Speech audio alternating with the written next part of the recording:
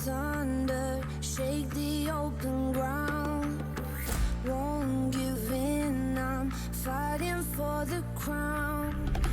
Heavy clouds are way above my head, like all of my regrets and things I never said. No, got a feeling, shiver in my bones. Something's coming, but nobody knows. Angels rage, they come down from the sky to fix these broken wings and show me how to fly. I burn the sky. I see the fire in your eyes. I come alive, and I feel like I could spread my wings and fly.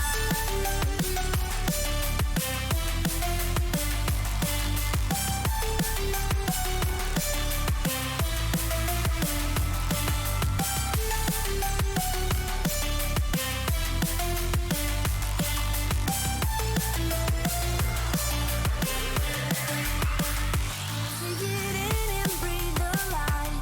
Leave me.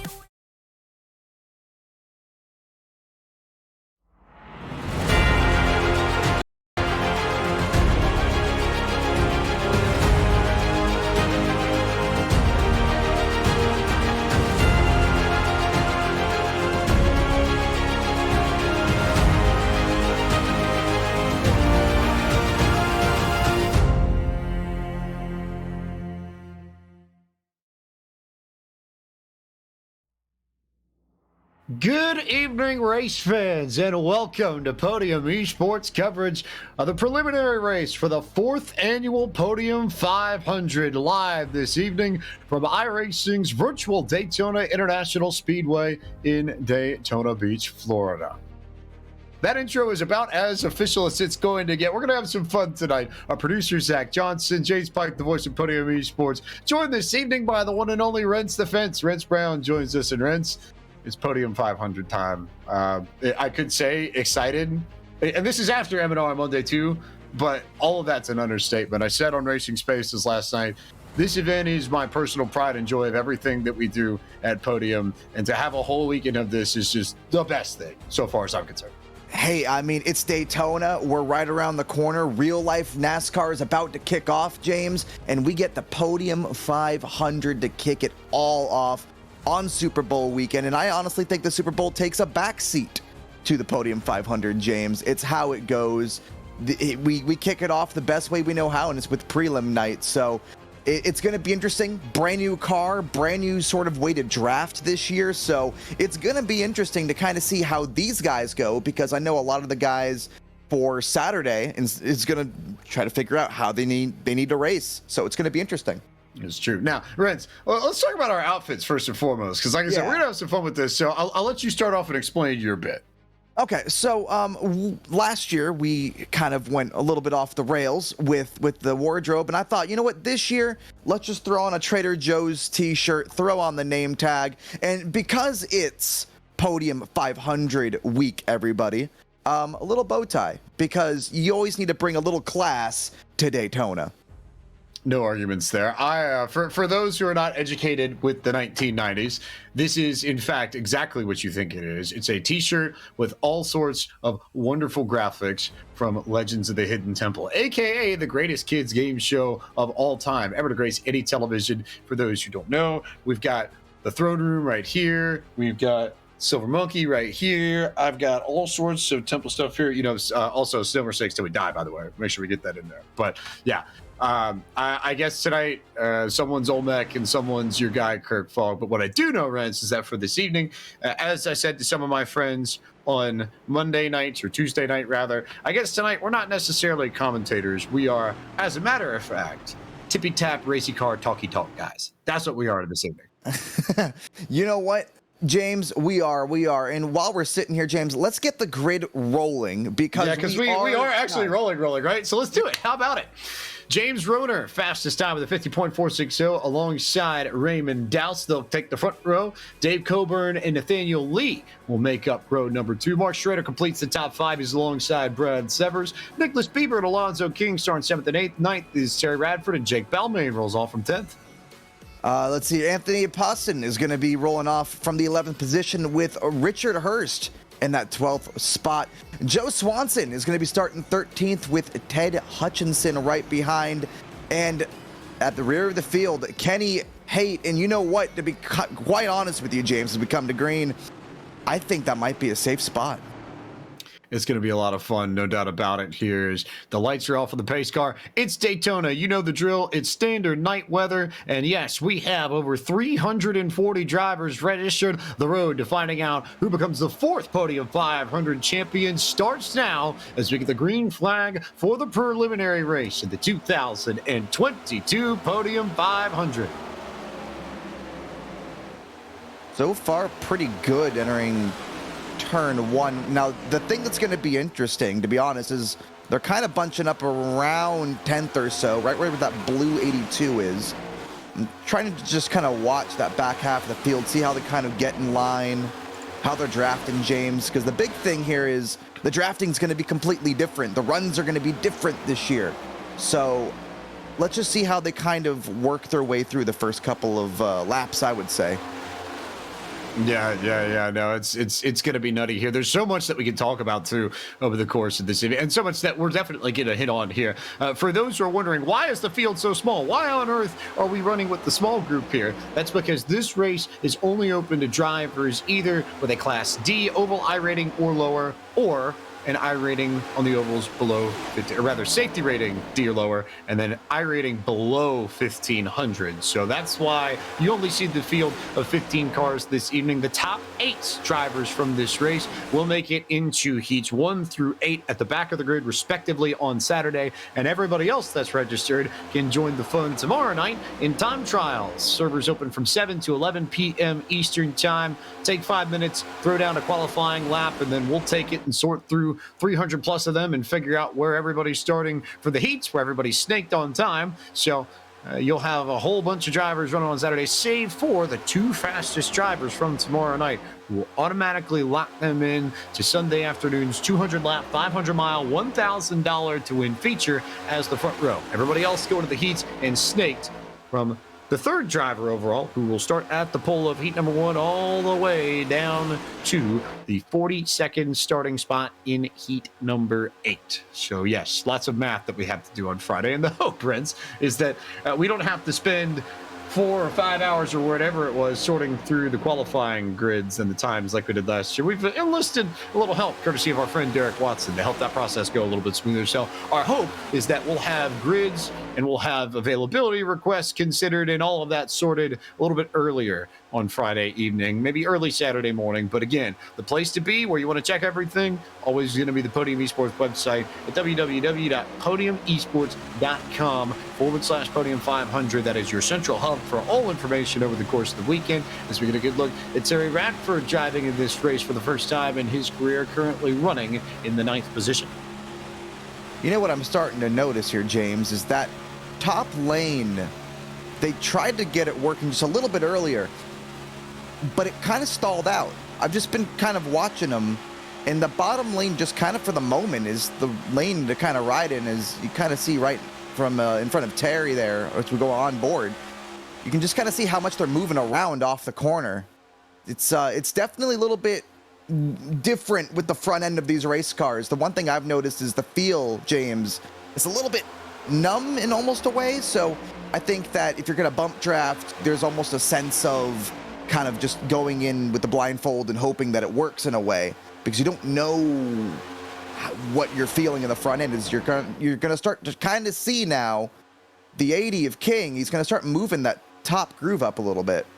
Yeah, because, oh, by the way, if you hadn't noticed watching the stream, it's the first Podium 500 ever for the next-gen car, which makes its debut in the signature event for Podium Esports this weekend. And the one thing that we've heard a lot of drivers talk about, the one thing that we've heard a lot of people talk about, the one thing that I noticed in practicing in this session a little bit earlier, through all the ghost mode and test drove just a little bit, is that because of the new rack and pinion steering system, the feedback is not as significant as it was with the Gen 6s. And I made the point that it kind of feels like you're driving a Gen 6, but if you took Novocaine and shot it into the steering system, it just feels a little bit more dead, a little bit less responsive. And that's something that every driver in this field and then on Saturday in the qualifying races is going to have to adjust to in order to find success throughout Podium 500 weekend.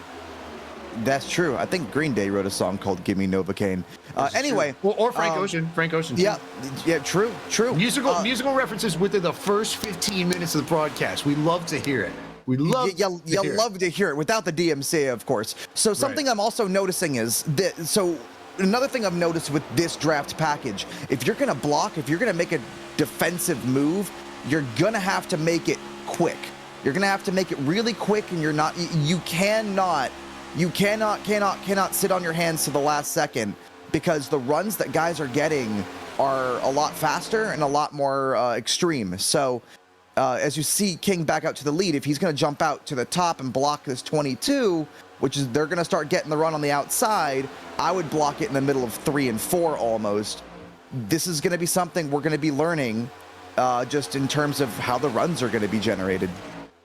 All right, we got a more specific request in Twitch chat, so I will honor it for Jasmine Expazo, because as a matter of fact, tonight, we're racing cars tonight. And yes, for those of you who get it, you know, it is, for my money, the greatest musical of all time.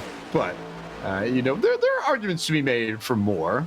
I don't know, Rince, you got a pick there already? Oh man, the greatest musical of all time. The greatest musical of all time. This is Podium 500 prelim race coverage, folks. We're in the musicals right into it here. I mean, I'm thinking Music Man. I'm thinking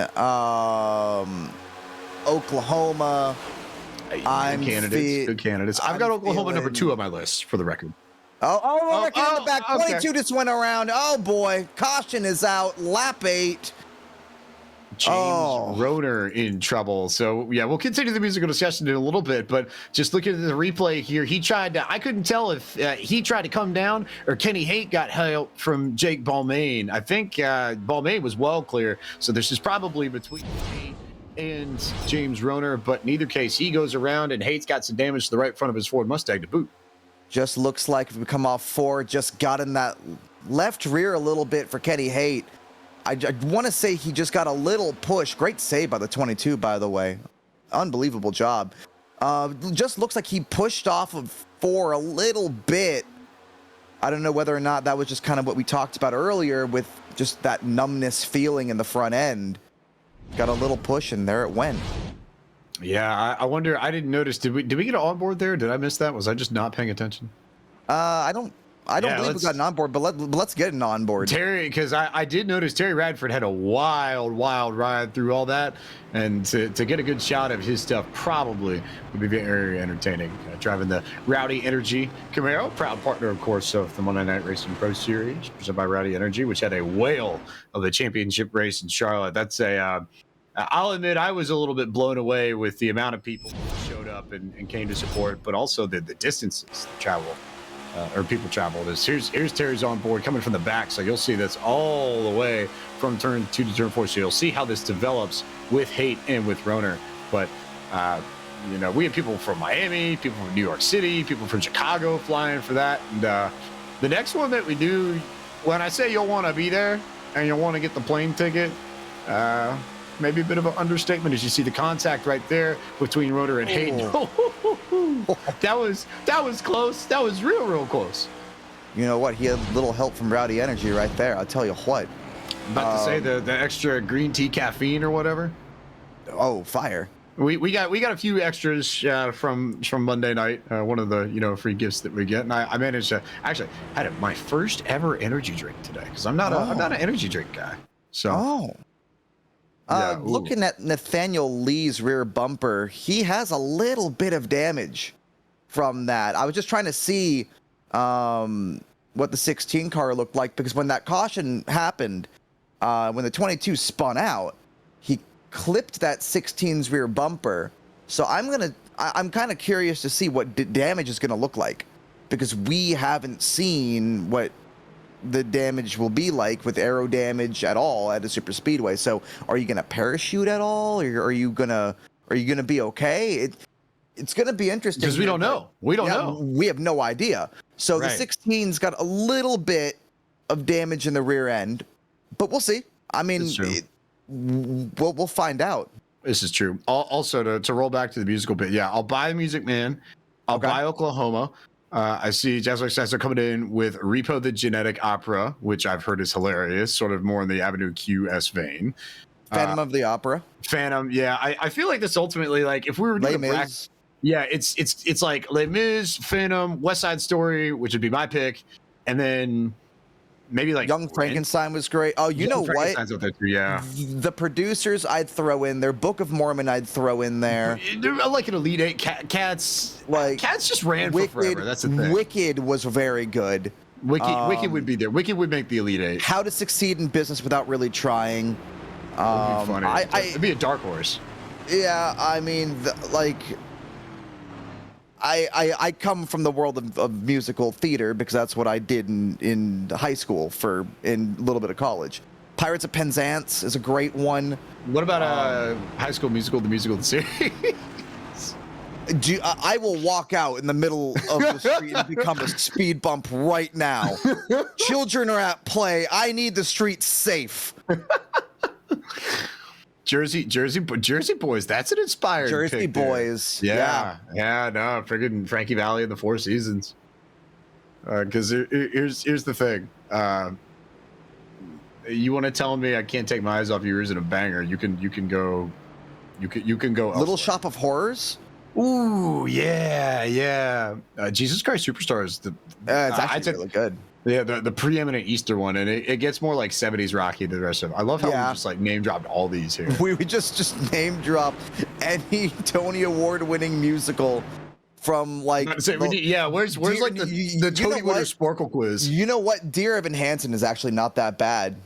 Yeah. Dear And to be Pace Car. fair, Dear Pace Car is off. Also, dear people who are wondering how to get involved in the Podium 500, if you are clear of a Class D oval license, so Class C or above, or a 1500 iRating or above, the waiting list is available on the Podium Esports website at podiumesports.com/Podium 500, and you can sign up until the beginning of time trials tomorrow at 7 p.m. Eastern. We've got 340 plus registered. We are going to send a few of these drivers home tonight, but for the vast majority of the field, everything starts tomorrow. And I have a feeling I'm going to be doing something. I don't necessarily know what the streaming plans are going to be, but I'm going to be doing something before I go to bed. It's going to be a lot of fun. So the Greatest Showman, Hamilton. Hamilton, yeah, Hamilton, yeah. Well, also In the Heights, if we're gonna go. Ooh, with yeah, that, yeah, because everybody knows Lin-Manuel Hamilton. Miranda. Right. Everybody bangers. knows Hamilton, but they sleep on In the Heights, and it's not a fun time because In the Heights is incredibly dope. I've had the privilege of actually doing Avenue Q on stage, so It's terrifying, but also sounds very old and wonderful. Which, yeah. if you're a fan of the channel, when I do my late night streams, that's why we got Bruce. If you don't know who Bruce is, tune in, you'll find out. You got to tune in to find out. See, so the 16, real quick, James, he's moved to the top. He's moved to the top. And remember how I said the damage in their quarter panel? This is our first chance here to kind of see right. what sort of run they get. Now, they're on the outside, and I've seen that the outside can actually make a run. So let's just kind of see. You can see right there in that right rear, right on, whereas we're on board with Nathaniel Lee, right in that right rear, you can kind of see the spoilers bent a little bit. So let's just kind of see if they can generate any run off the corner. which is interesting here because like to the point you made earlier, we don't know whether or not that damage will hurt, or if you think back to the '05 Busch Series opener here where Tony Stewart went through the grass with like 30 to go and got some damage underneath the car, but said that it actually made the car faster and he went on to win the race, right? So pulled a Dale Earnhardt, man. Exactly. Yeah, no, certainly did. So, but I think we're still seeing the outside stall a little bit. And I know it's going to be interesting to see how this pans out at the end of the day. But yeah, as I see, well, I'm looking at Twitter here too, and beginning to see how this goes and trying to see how this all pans out. And I'm seeing more people chat it up in cool ways, which I'm super here for, you know? I just love the fact that people rally around the Podium 500 the way that they do. This is true. I'm very amazing. Well, it's like, you know, because it's when would a race where no one has a IR above 1500 get 175 plus viewers anywhere else, right? But that's part of the beauty of the Daytona 500 premise and the Podium 500 too, is that yes, you know, maybe you don't necessarily have the experience or the skill, but plate racing is still an equalizer, and on your day, you have the opportunity to come out and win this thing, and it means something to be the best of 330 plus at the end of Sunday. But it also takes a little bit of skill, too. You look at the three winners that we've had in the first three editions of the event, Seth DeMerchant, Daniel Eberhardt, and Casey Kerwin. Those are drivers that most people in the community know, most people understand are quality. We've yet to have a sort of upset win in the Podium 500, but I feel convinced, given the nature of plate races we've done on Podium Esports, that one of these years we're going to have a surprise Podium 500 winner, and it's going to be a lot of fun when that happens. You know what? That's just Daytona, though, isn't it? Like that's true. It's the big thing about Daytona is anyone can win it. It just, you need to have a little luck and a little skill.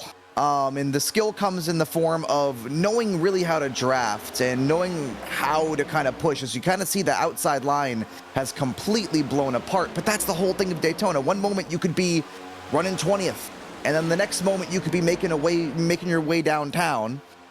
And then you find yourself in 5th, and you have a chance to win. So the big thing that I'm noticing is the bottom lane completely has formed as the 18 is just storming up the middle by himself. Thank you, Terry Radford with the run. Look at the run though. He's gonna, I think, get clear and maybe, just maybe, make the move and just about take control of that outside lane and punt Nathaniel Lee back into the field. He's gonna slide up in front of the really nice work there from Radford to get the spot and be that first car on the outside. The problem is that they're all the way back in about the 10th position, and then he's going to drop down. So that was smart as they wrecked behind him. No. Cars spinning everywhere, and no yellow flag yet as they all come off the racing line. I don't think we're going to get it.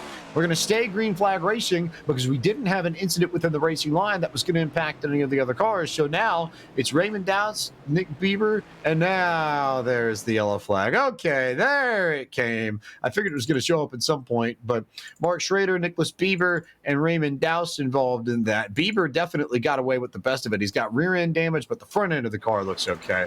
Dowse and Schrader with front end damage, and worth noting that there is one fast repair of all the drivers in this field. So if you do mess up your car, you get a chance to repair it. The thing to note, though, and the strategy play that we talk about all the time here on Podium and races like this, do you use that fast repair early, or do you try and hang on to it until the very last second?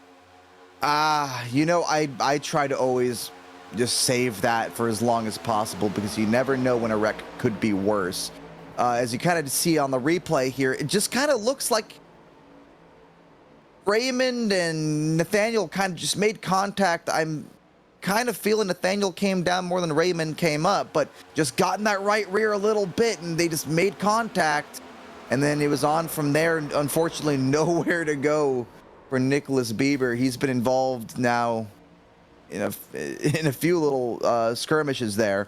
And then they hit the wall hard on the inside, Raymond did, and Mark did. So back to your earlier point, we don't know what damage is going to be as we go on board right there with the 83 of Nicholas Bieber. Great job, or 82, should I say, of Nicholas Bieber. Great job just locking it down. Almost got through it, but back to the point there, James. I know I sound like a broken record. Let's see what the damage is like in the draft. Now there's multiple cars with damage, not just one or two. Right, and you'll have some people hanging out in the back of the field. Meanwhile, worth noting that Alonso King has controlled this from the drop. King and Coburn and Hurst and Severs have just sort of hung out. Meanwhile, Terry Radford's going to lead everybody else down pit road, so that's everybody from 10th to 15th coming in for service. So, 9th above staying out, but it looks like for the most part, these drivers don't really have damage, whether or not it's Poston or Hutchison or Balmain or Haight or Swanson or Severs or Hurst or Coburn or Alonso King. Yeah. The big thing now is we're going to get fuel strategy. I think from here, there's going to be guys that if you've pitted for damage repair and it's not too bad, I would say you're in the boat of going long in the next run while everyone else pits later on. So this now becomes a question of if this stays green and for how long it stays green, what sort of fuel strategy do we get later on in this race? Because they will, the people who just pitted, if my thought process is correct and we do get a long green flag run, maybe they take the lead for a bit and then cautions start falling their way. So that 100 laps, a lot can happen here. So right now, I mean, Alonso King looks really good. Yeah, he does. He's kind of controlling it. But then again, it's a 500. We will be a 500-mile race on Sunday, but you gotta pick and choose your fights, James. You gotta pick and choose your battles. Do I want to stay single file for the beginning and then race hard at the end, or do I want to race hard all the way through? And another aspect of this that I don't know if we've really talked about in any years of Podium 500 broadcast prior is that Saturday, just with the nature of it, there's a lot of waiting that goes on. You can run, in theory, at 12:15 and be done by about 1:30 and have a top 8 spot and be locked into the duel, but then you don't go racing again until 9 at night, and you know, you sort of have to sit around and wait, and but like you got to be around all day. That's just sort of how it works. We'll start at noon on Saturday and be live on Podium Esports all the way through basically to midnight to establish the grid for the 4th annual Podium 500, and that wait can be taxing, and I would say even more so if you end up in an LCQ and you have to make it into one of the duels, because then you're racing either at 7 or 8 p.m. and you got work to do there too. Yeah, I mean, that's probably from the perspective of the driver. I can tell you that's going to be the most nerve-wracking couple of hours you're going to go through, because if you advance to the duels, your job isn't over yet. You've just advanced to another step to possibly make the show. Right. So you first have to survive your heat, and nothing is a guarantee at Daytona. I know last year in the 500 and in just the NIS 500s, there were moments where I felt like I had the chance to win the Daytona 500 and they fell completely apart. So it's to be put in a spot where you're not guaranteed to make the show. I mean, just buy a bottle of Tums now, because you're going to need it for the entirety of the weekend. But this restart coming up, and when we're coming to lap 22 here, so let's see if they kind of just ride and just kind of get into a little bit of a rhythm and just don't race each other too hard. We'll see.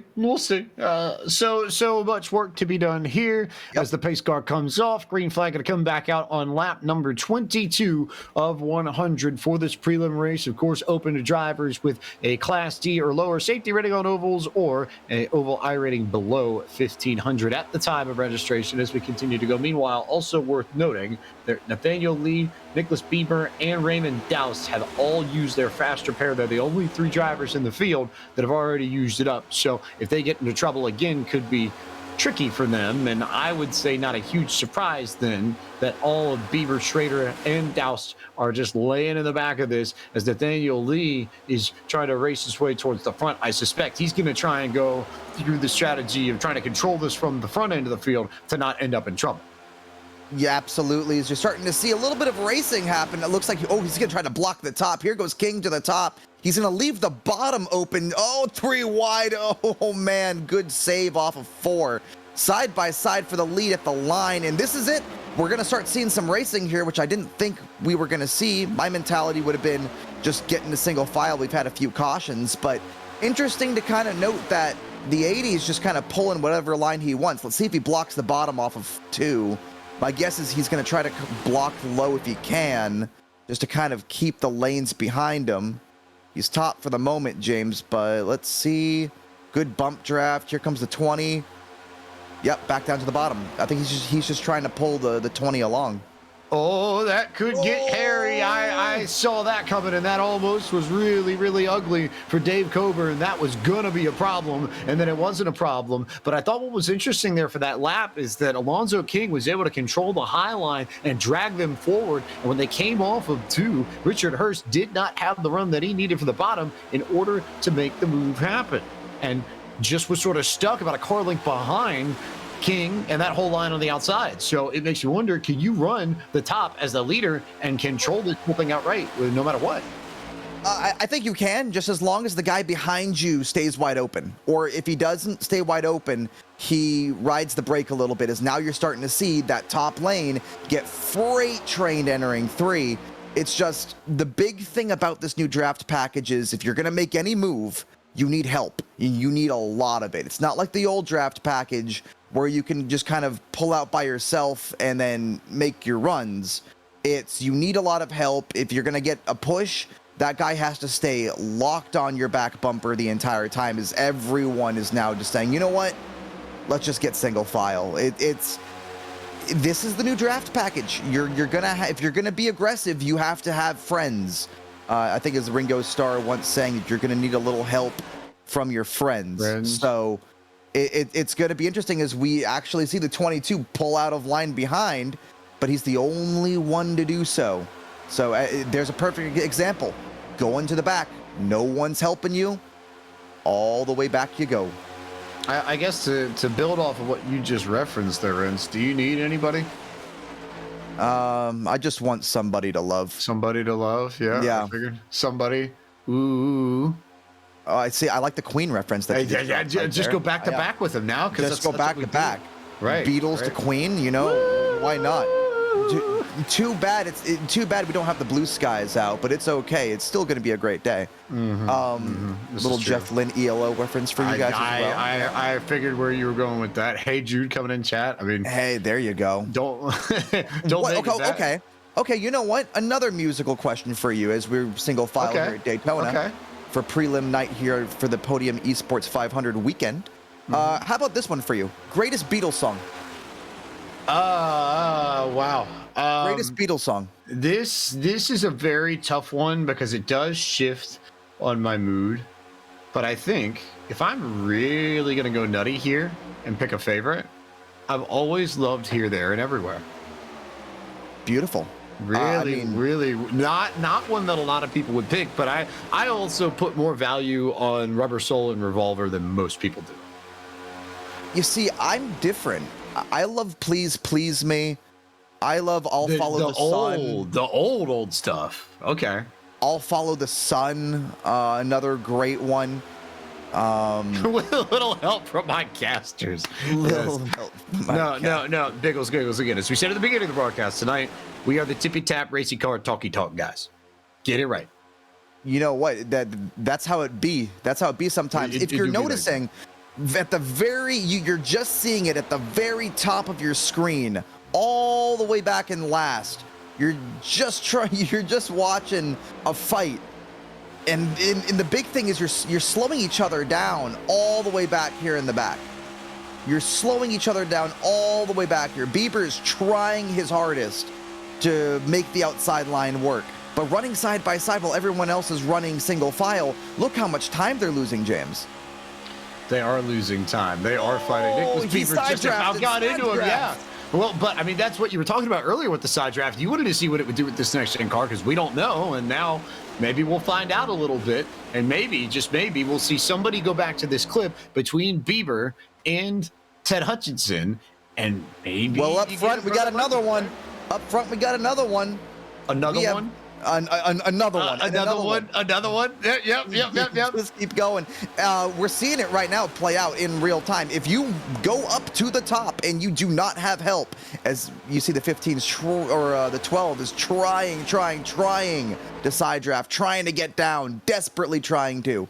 Just can't do it until you go to the back. If you're going to make a run, you have to have help. This is not like the old draft package, and this is going to affect a lot of drivers' mentality of how they race. I know for a fact, James, the way that I super speedway race in the past and the way that I've raced at these tracks, it's going to be different because you need to be so much more aggressive but calculated. You need to think almost a lap and a half ahead of when you make that run of, okay, if I make the run to the outside, am I going to have help?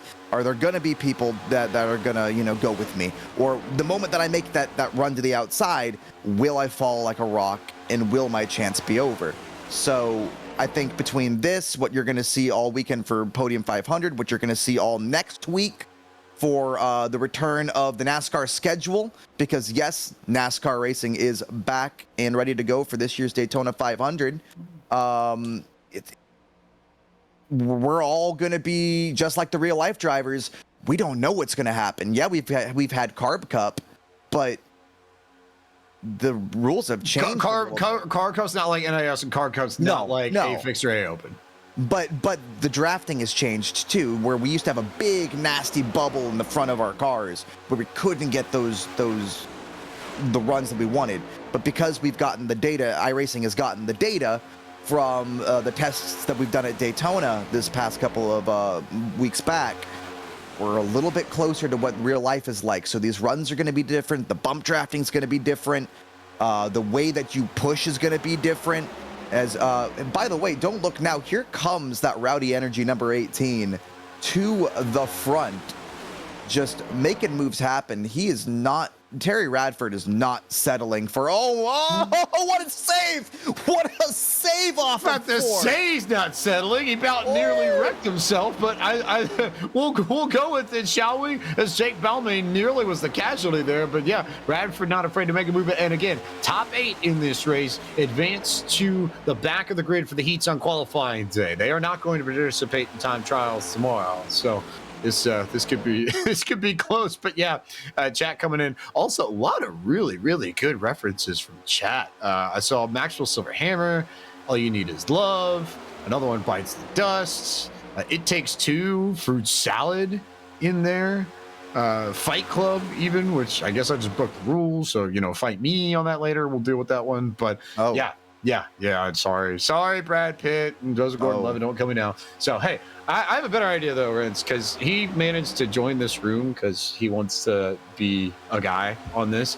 How about we bring in the OG producer of Podium Esports broadcast, Cisco Scaramouza, to potentially ruin things, make things better? What words do you have for 71? us? I was going to say, hold on, 71 is what I got right now. Oh, okay. But yes, bring us your words, Cisco. Hey everyone, I just wanted to pop in and hang out with you guys for a little bit. 4th year of this event, and it's so cool. It's starting to get a little bit dicey up front. So we're watching that 20, Dave Coburn, jumping to the outside, trying to make it work. He's got no help. And no one's going with them. That's not gonna work. There they go. Big wreck at the front of the field. Yellow flag is out. I think somebody got shoved on the exit of turn 4, but that is a very broken car for Joe Swanson, no doubt about it. Oh man, his skull just got turned into a guacamole bowl. Oh my lord, what a wreck. He just got hooked. He had no chance. Got hooked. There he went right into the catch fence and just, you know what? It was starting to get a little bit dicey there, James and Cisco. Just at the wrong moment. Right up front as we get the replay of it, you're just going to watch the 71 and the 20. Off of 4, it's the 20 try to come down for that side draft. And it's just one of those things where if you just get it wrong, you're going to throw a man's. So I'm amazed Richard Hurst did not get more damage than he did. I thought he should have. I thought maybe I'm amazed, James. Maybe I'm amazed at the way his luck loves him all the time. Really, let's be honest about it. So, Cisco, what did you see? Because we all sort of went at the same time, and you were talking there. So I want to give it back to you so you can actually talk us through this. Well, I was going to say the incident just comes down just a little bit of a hook there, and that's all it takes. And I was really surprised the car got thrown airborne there. We have not seen that heck at all, really, in this testing between this event, between the practices for this, between what we saw with FTF as well. We've not really seen a lot of cars get airborne like that, but we know it's possible now. It's all this is going to be a lot of learning for us this whole season, not just for this Podium 500, but for the Coke Series, for everyone driving this car. It's a complete unknown. We don't know what it's supposed to be like. No, and that's part of the beauty of it, right? That, you go back and you think about it, especially the first few years with the Gen 6 and in 13 and 14, they were very wide open, very competitive years because people just didn't have big notebooks. Now, of course, that changed over time, but even then, the amount of drastic changes that this next gen car brings, Rents, it's not just the new body, it's not just the reworked aero. I would almost argue that the biggest piece of this change with the 7th generation of NASCAR stock car has to be not only the uniform spec chassis, but also the complete rework of the parts system and the supplier system, where everybody's going to get a lot of parts from the same exact people. Yeah, you know what? This car is designed to make it easier, to at least bring the competition closer. If you watched the Clash from the LA Coliseum, which, by the way, is still really weird to say as a Los Angeles native, right? That there was a race at the Los Angeles Coliseum, but I think we just kind of saw a little bit of everything. Obviously, it's you really can't go off of one race in real life. For me, I try to at least give it till the Coke 600. But yeah, I think there's going to be a lot of early bugs, early growing pains for this car, but that's okay. You know what? There will be growing pains. Who would have known that the transaxle would have completely sheared in half on Tyler Reddick's car just warming his tires? Like, the thing is, a lot like us in the sim, the real life guys are going to be going through a lot of learning this year. I think I was listening to Larry Mack and John Roberts this morning on Sirius XM, and even Larry Mack was just kind of saying, we're going to be learning for a while. We really don't know, but I think the beauty of this is we're all, into the great unknown of what's happening. No one knows what's going to happen. No one knows how it's going to race.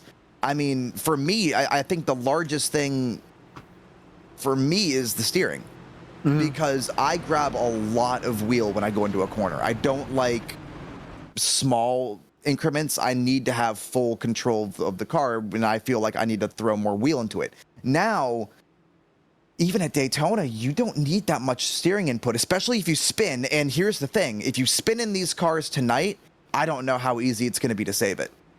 Because the aero is so, it almost reminds me of the wing era of the COT, where eventually that got canned, largely in part due to the wreck that Ryan Newman had at Talladega in the fall of '09, where the wing actually helped get his car airborne once he was turned sideways. And I think we have to consider the under tray that these next gen cars have, and that might have the same sort of aerodynamic effect, especially when you combine that with the diffuser that these cars have on the rear end. First time in NASCAR cars had any sort of aero out the back of the machine. Regardless, we're just going, as Tom Petty would say, into the great wide open as Rebels. I was thinking that song.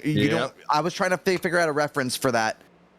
Well, we got it. Cisco, we need musical references from you. You've got stuff. Well, I wasn't going to make musical references. I was just going to do some bookkeeping here and say, keep in mind that this will be something we'll talk about all weekend long. Couple pit box violations for Mark Schrader and Ted Hutchinson as well. Mark Schrader. Schrader? I can't read. That's a you problem, I would say. Yeah. Well. It happens to the best of us. Running down a dream from the Derek WW in chat. So yeah, we've gone to the Tom Petty side of things. Look at the outside lane though. You get a good look at Schrader as they just got killed each other. Jeez. But yeah, that's fun that's happening. Drivers in the grass already. Okay.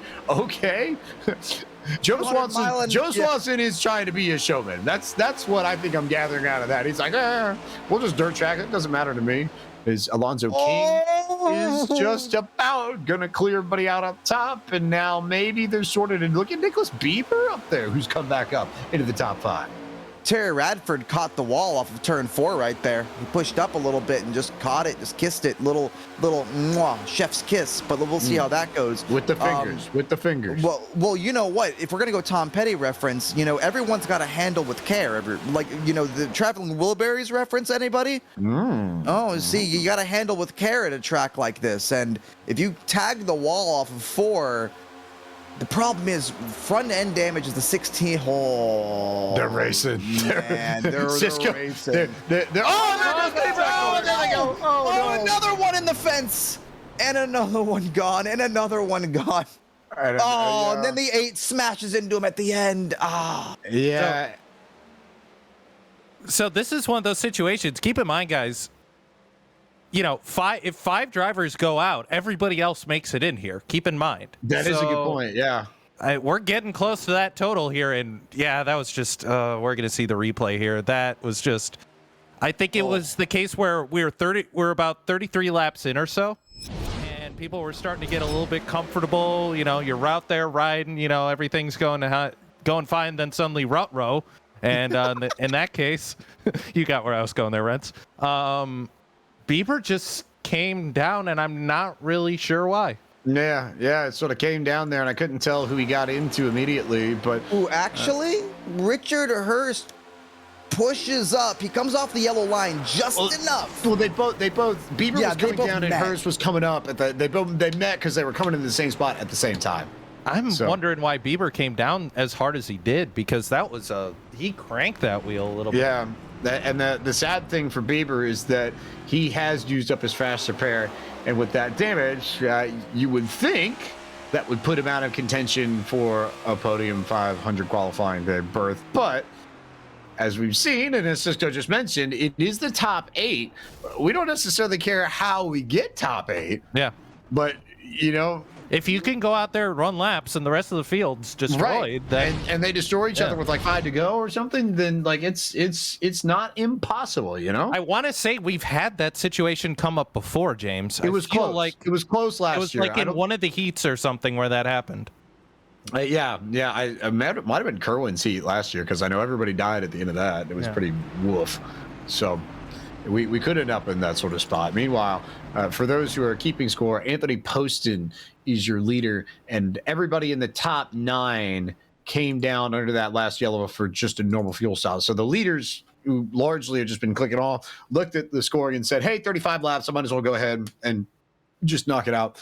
And update from Nicholas Bieber, 56 minutes of repair for Nick. So he's the window net is not dropping. Yeah, he's unfortunately. I mean, I set this race up with 8 hours and 55 minutes of time, so I mean, there's a chance. But tell me there's a chance. Tell me there's a chance. There's a chance, but Right. Rents, I think, unfortunately, that would be a game over. Yeah.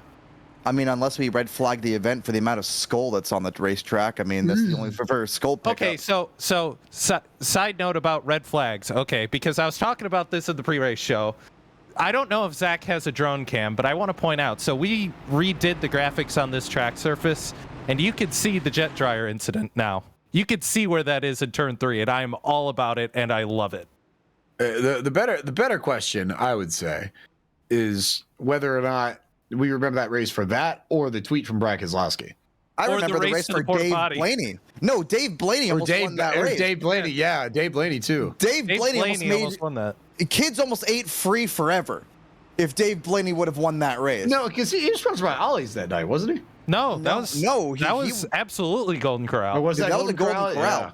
Yeah. Speaking of Golden Corral, everyone who just wrecked in turn 3 right there went to the giant Golden Corral in the sky. The table's just getting bigger. More reservations, please.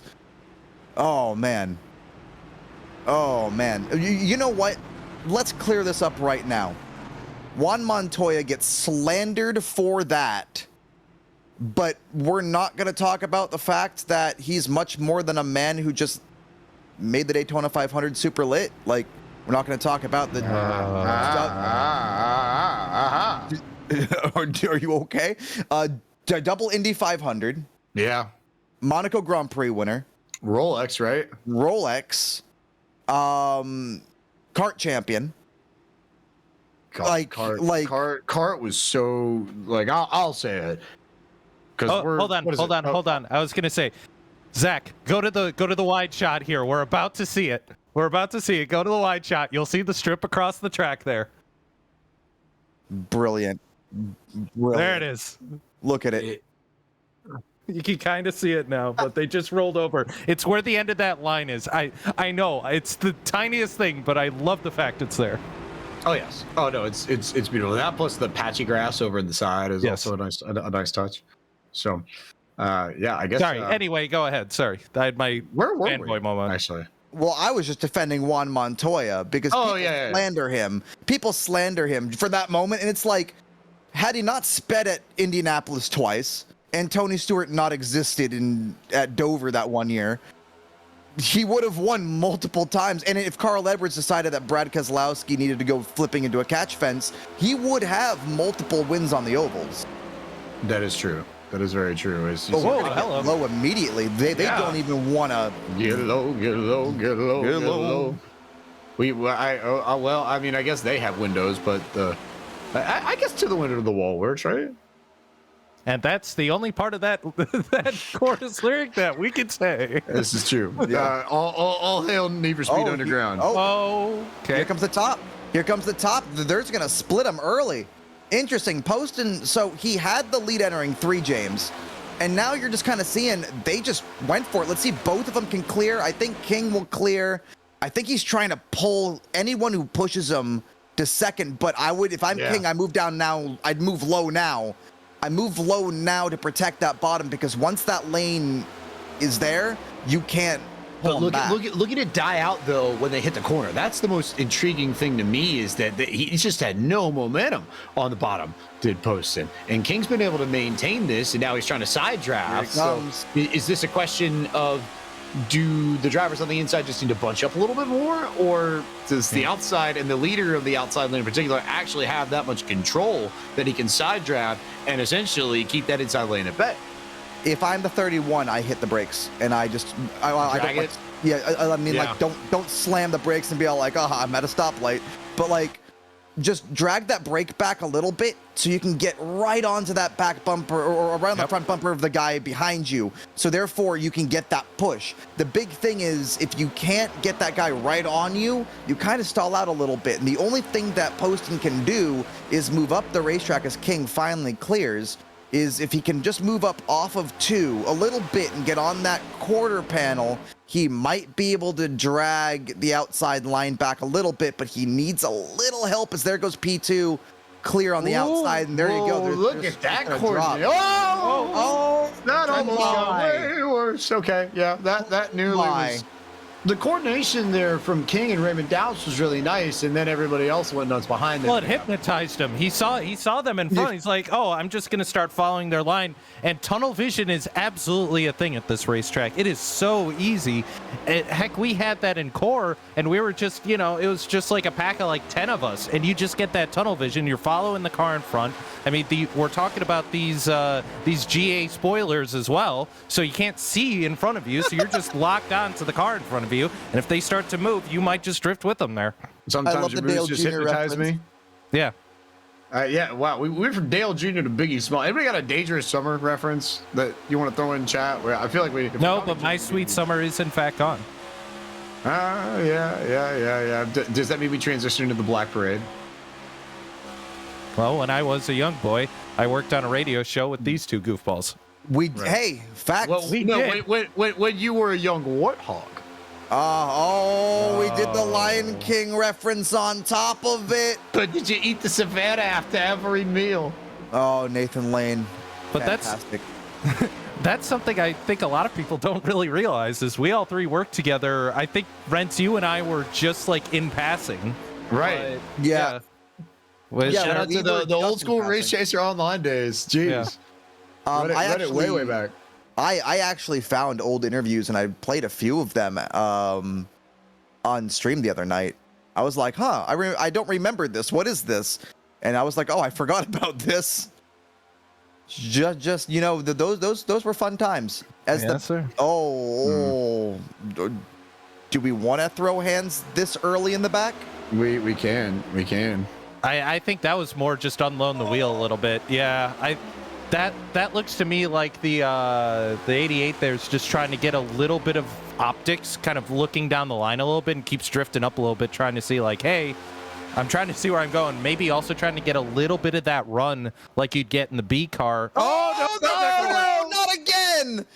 Another wreck on this time the 46th lap of the event. Oh no, and there was contact afterwards. Oh, why? There was Jake no Bellman need. in trouble. Yeah. There was no need, my man. Oh, Richard Hurst in the wall, the 22. James Roner as well. It just looked like, guys, I think Cisco, you were watching it the exact same time I saw it. It just looked like the 15. I don't know whether or not he came up or the 22. Oh, the 22 just comes all the way down, trying to either follow the 20 or he just tried to get the side draft and just right as the 15 was starting coming off the bottom. Yeah. Sent him to the Applebee's table. I'm telling you, it's filling up. Get those appetizers. So Balmain's got damage. He's also used his fast repair too. We're starting to see some people who have already used their fast repair up, and I have to say, Mark Schrader really looks like a genius right now because he's just sat out back and avoided all of this and hasn't burned his fast repair. And same for Kenny Haight, who's largely done the same thing, just sort of sat, not really been near any of this. As a lot of these drivers start to wreck out. I just realized Joe Swanson spelled the thing on his hood wrong. It doesn't even say driving. It says derving. Derving. You know what? When you derv, you win. Did you save at the pump? Rents, did you save at the pump? I saved at the pump. Saved at the pump. By the way, real quickly, before we go full meme lord, one quick thing. One quick thing. If you go back to that wreck, if we can. Something that I've noticed that will be a thing not only in this race, in the races to it's if we can go on board if we can here with the 22, you're gonna notice that the 20 moves down in the middle of the straightaway. And Cisco, this goes back to tunnel vision. Yeah. Yep. He's trying to follow the 20. He's trying to follow the 20 all the way down because he's trying to stay in that draft. And when he did that, he just clipped that right rear. So it's going to be one of those things of you're trying to stay with the guy you've been following. And if you just move down like that, it's going to bite you. So that's going to be something to also watch this week as well is who's aware of what's happening as it's happening, because sometimes you're only thinking of one thing, but the good drivers are thinking of this guy's going to make this move. I got this guy on my inside. He might get a run. He might fall back. There's so much happening. And Zach, let me see if I can get our producer here. Zach, do we have a visor cam of some kind here? See if we can, or go to cockpit or something like that, because there is also another point. You're a lot further back in this car than you used to be in the Gen 6. There is a huge, basically like tray table in front of you, which means you have a little bit more of like an eyesight there, but there's also a roll bar right there as well. So your view angles are going to be a little different than what you're used to in the Gen 6. So that's going to take some, not necessarily in that case, but I think especially bump drafting. It's going to make this so much more difficult because you're further away. You don't know where that nose is. I mean, if we look at where, if we go back to the first angle we had, there's that roll bar I was talking about. That's right there, and you're right. But if you look at this angle here, I can't see the nose at all. I have no idea where the nose is. I can guess, but, you're a little bit higher up in the old car. You were able to see a little bit more. I completely lost. I have no idea where the nose is. You were much closer to the dash. But hey, tray table's up if we are about to land, as the pace car lights are out. Which, before we do that, since it is lap 50, we are at halfway. It means we need to take a few seconds to bring you your iRacing Midway Race Break, which is brought to you by iRacing, the world's premier online racing game. iRacing puts you in the driver's seat to experience today's newest form of competitive motorsport. Virtual racing, all from your home PC. Race virtually in Australian supercars, IndyCar, IMSA, NASCAR, the World of Outlaws, and more. Alonzo King, your race leader, as we'll complete the first half of this preliminary race for the 4th annual Podium 500 when they come across the stripe next time by. Raymond Dowse sitting in 2nd. 3rd currently belongs to Anthony Poston. Brad Severs holds P4 and P5. That's where you'll find Terry Radford. Dave Coburn currently rides in 6th. 7th is Ted Hutchinson. Joe Swanson, the last man in the transfer spots right now, he's 8th. 9th is Kenny Haight. And rounding out the top 10, Rance Brown, is Richard Hurst. Yeah, there you go. That's a top 10. Mark Schrader's running 11th. Jake Ballman's running in, or Balmain is running in 12th. James Roner in 13th. Nathaniel Lee 14th. And Nicholas Bieber in 15th, but I don't think those guys, they're having the day that they want. But hey, you know what? Anything's not what they wanted, but No. we'll see what happens. What does matter, though, is that concludes our iRacing Midway race break. And over 200,000 drivers on the service and over 90 laser scan tracks and cars to choose from. iRacing is your portal to the racing world. Get on track today at iRacing.com as Alonzo King just dusted him, Cisco. What did you actually third. see? I'm pretty sure that was 3rd. That was not 2nd. Because look at how far back he fell. I'm pretty sure he was in the wrong gear.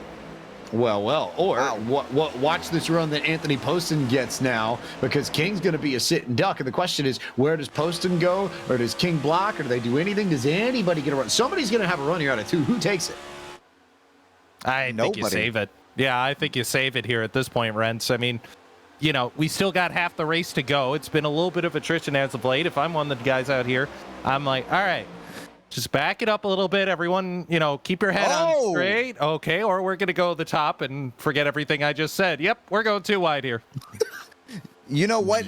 Going back to the restart real quick, Cisco, you brought up something we haven't talked about, James, and I'm surprised we haven't. Sequential gearbox this year for the Cup cars. So maybe you're running in 3rd and you're thinking you're in 2nd gear for the restart, but you're actually a gear off. So that's also something to keep in mind, as this is really the first time we've seen King in the back of the pack not controlling the draft. He's been up front all night long, and to be honest with you, if you've been up front for the majority of it, you haven't been around any of the carnage. So for you now, you're around guys that you might not have been around all race, and you're not getting a run on the top. There's just nothing really forming unless the 18 moves to the top and tries to run with King, which I do it right now. If I'm gonna move, I move right now.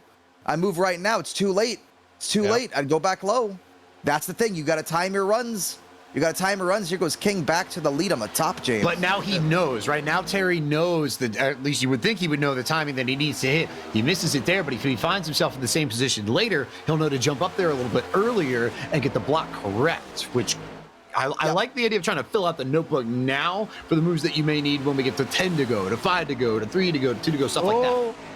And don't touch somebody coming out of 2, because that about sent Terry into the infield. Yeah. Don't push the pusher. Don't push the pusher. That's all that was. Right there. Lawnmowers. We're lawnmowers in turn 3. He's going to come back up. He's going to... no. Another one goes to the Applebee's table. Mike, you're picking up the tab tonight, my man. Anthony Poston just destroyed his car and got the tow too, but he has his fast repair. Yeah, but he towed he though, didn't so get a caution for it. Yeah, and there's no caution Single for car. it. Yeah, single car on the apron. That was unfortunate. Did that, how bad that hit the 88? He's actually all right, so Ted's going to survive. Everybody else is fine, I think. That was, there's, I think most people would probably get on the gas to try and slow down the apron. I think he just got on the gas, did Poston, and just sort of went full send, because he ripped it at full speed up into the fence. And yeah, that's not, don't do that. Just a word of warning, don't do that when you're out there on the racetracks, people. There's 200 plus watching. As an iRacing employee, please don't be doing that. Just don't rejoin like that. That Head just gives on. headaches. Yeah, that's not going to work. Apply directly to the forehead. Yeah, that's not going to work. And for what it's worth, Hutchinson, I do think, has just the slightest hint of nose damage on the right front of his car. So he's running in 7th, though. He's still in a transfer spot. That's the biggest thing of all, is that he's fine. He's out of the draft, but he's still in a spot where he can make this. And the leaders, I think, are now starting to really line things up. And Dave Coburn has just been black flagged. Yeah. I believe possibly for that move for that he made. move. So yeah. maybe a little mean- shades of Tony Stewart 2006. For those of you who know that reference, that was when Matt Kenseth and he had an argument down the backstretch here all those years ago. And Carl again, Edwards had Kyle Petty on his door, I think. I'm watching it again, guys. This feels like another case of tunnel vision, because the line in front of him moved down, and he's just like, okay, well, I'm gonna move down, and he didn't see the car there. So I mean, I don't think it was necessarily intentional, because you don't want to be doing that. But at the same time, I mean, he just went down, basically wiped out Poston out of this event. Basically, he's gonna need a miracle just to get back on the lead lap. Well, not necessarily, because the fast repair is gone. But again, remember, he's out of the draft and he's only 4 spots back, and he's only a lap down. And if we get yellows, there are, free passes. Oh yeah, if he gets yellow, right? yeah, if he gets yellow, And he just passed James Romer to become the first car 1 lap down. So if we have another yellow, there's immediately your lap back right there, and then you just have to be mindful of the fact that you don't have the fast repair. So not impossible. But Well, James, also- our lead pack's also only 5 cars. Yeah. Right. Well, also, the modifieds just passed Dave as well. And remember, if there is trouble, they're actually hanging out. Like, they got a chance still. They're still Yeah. on the racetrack. So you're absolutely right. It's so early in this race still. We're saying early as we're past halfway, but anything is still possible. Just because you're safe 1 lap doesn't mean you're going to be safe for every lap. And if I'm Dave, I just kind of ride with these guys for a moment, collect myself, and just kind of keep going, because this race is still long to go. Yeah. Yeah, it's and the interesting thing now is that Coburn and Poston are going to be 2 of the 4 last cars in this field, sort of out of the draft. So if they come back together, how does Poston react? How does Coburn react? How do they drive with one another? Do they get on the radio and say something? Like it could be fun, right? No, it could be a lot of fun. It just kind of depends on Until someone takes until Daddy takes the T-bird away. But Yeah, and then you just which you can run if you run the 1987 cars in iRacing. Yep. So in theory, if you Yep. own it, no one can ever take your T-bird away, right? as long as you got a membership. Yeah. Right. Wow, I really went big brain on that one. I did not expect that for myself. Jeez. Which they're at Daytona this week. They're at Pocono next. I think they're at Pocono next week. Unofficial? No. I think. Oh, so this so Go ahead. Pocono is great, but I still want us to build Super Pocono. Super Pocono. Oh yeah, like figure 8 raceway Yeah, Just give me Daytona in a can, please. in a can. That's iRacing Super Speedway, sir. Well, there used to be tracks in the NR days where Yeah, they would take a the track. three forgotten tracks of NR 2003 that came out after the fact. When are we gonna get JGIR or Zen Joltis? Oh gosh, I don't even know where I Figure don't eight know. bowl. A I don't know figure how eight they bowl would found be the amazing. files. I don't know how they found the files for iRacing Super Speedway, let alone those 3. Moonridge, I believe, was a track, but it was just Michigan at night with extra grip. Might have Oh, been. man. There was There's so a many. was it Figure 8 That Raceway. sounds like was a that Gran Turismo track, honestly. Moonridge Speedway. Moonridge, Pigs Creek, Pigs Cliff. So many to choose from. Pigs Creek. Here was the problem with Pigs Creek, okay? If you spun into the grass, there was grip in the grass, I. So you would hit the grass, and then you just start death rolling. Also, You in these wouldn't days, stop. Rens, would it not be Spanky Creek instead of Pigs Creek? It would be Spanky Creek. Zach was like, I had to look at Gabe's car, so yeah, I guess it would be Air Spanky at this point. That's Spanky is the Cereal official bowl? pig of iRacing, I believe. I think we can. It has to be. No. no. Any cereal bowl references must include the prefix of the super duper colossal cereal bowl. That's the correct answer. Interesting. So, Worth noting. Someone in chat got that, please. Someone in chat. Dave Coburn is still on the lead lap, but the leaders are halfway down the backstretch, and you see Dave in the middle of 4 right We now. got a second so- pack. Oh, and We do. This is for the transfer. This is Dave is transferring as of right now. We take 8. This is for the transfer. Es verdad, senor, es verdad.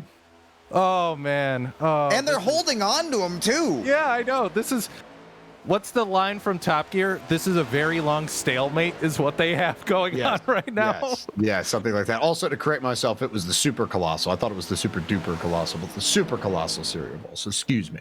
Which, by the way, Sunny Day and Chuck Downfield, legends of esports broadcasting. Let's call them what they are. By the way, real quickly, going back to Spanky, going back to it all. Congratulations to everyone, Moonhead, Shieldhouse winning the 24 Hours of Daytona.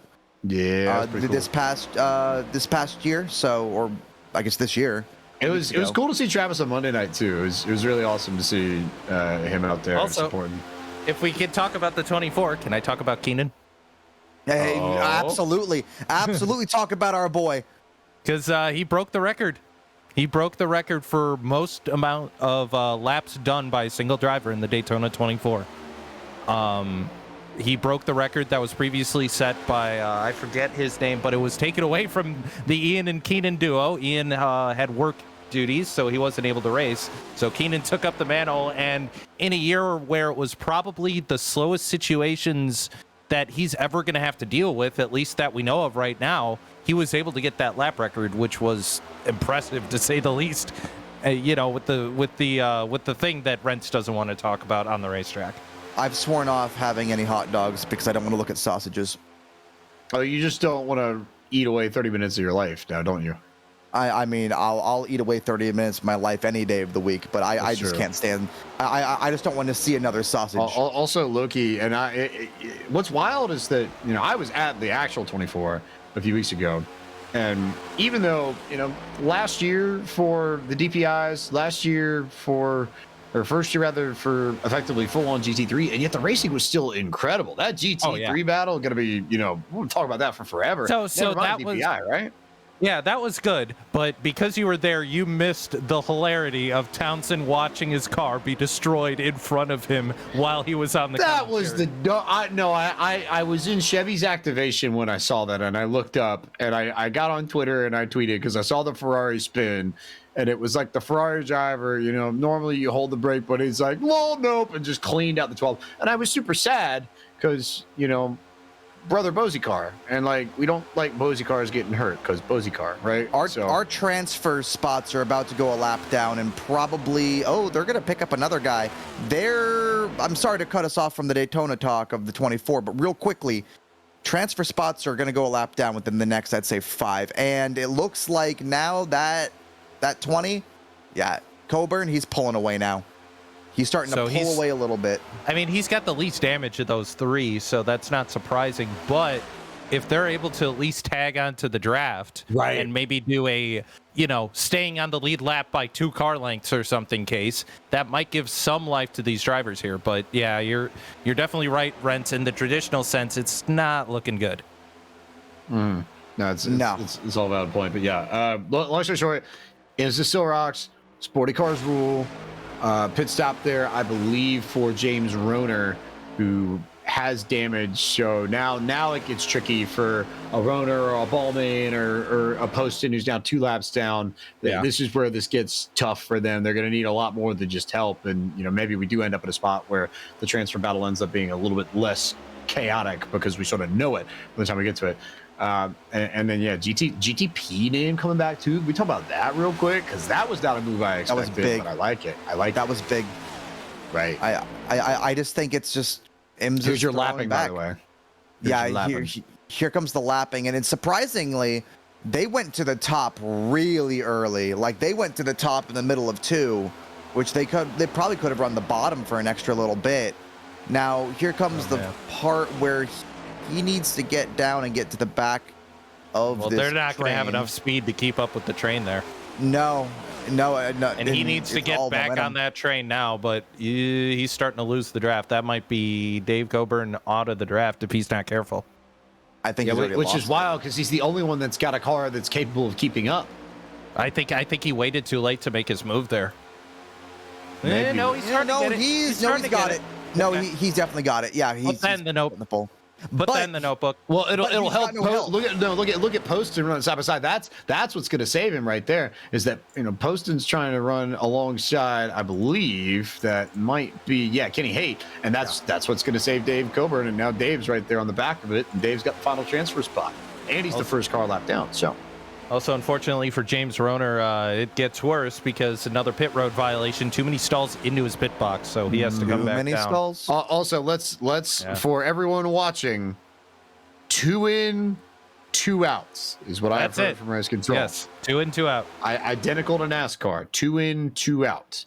If that's not in the rulebook, we'll have a little addendum to the rulebook update. Make sure that's listed properly. But it's 2 in, 2 out. And don't start pulling left until you're within 10 of your box. So for those who are competing on Saturday, make note of that because I've been told that's going to be enforced throughout the heats and the LCQs and the duels. Yep. You have to be smart on pit road. And in fairness, that's also identical to the rules that the Cup Series uses. So just like NASCAR, which, I mean, hey, same thing we did with the Podium 500 on Sunday. The instant weather conditions for the big show are identical to what you'd see on February 13th this year in real life. So no cheating, kids. Unless you want the wrath of womp, womp, womp, womp, womp times a little bit more firepower than that, but I'll let y'all figure that one out. Leaders here, though, are just kicking around on a really nice lap, guys. It's a pretty nice lap, don't you think, Rance? It's the nicest that I've seen. It is a very nice lap. It's one of the nicest that I've seen for sure.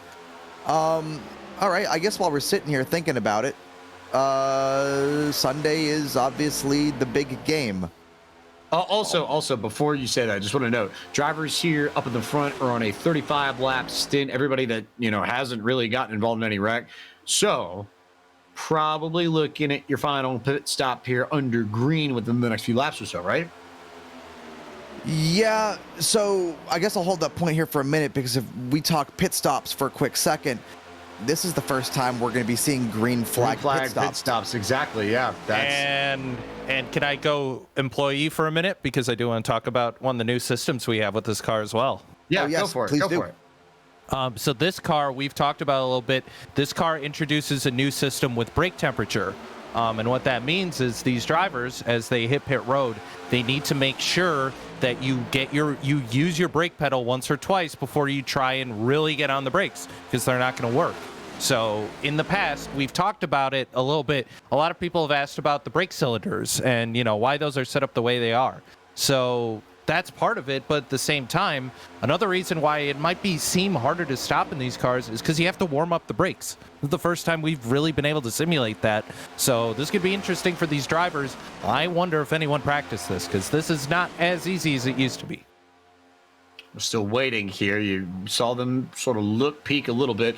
You figure the fuel run here probably is going to ballpark you, even with the draft. You would think, lap about 40, 45 tops?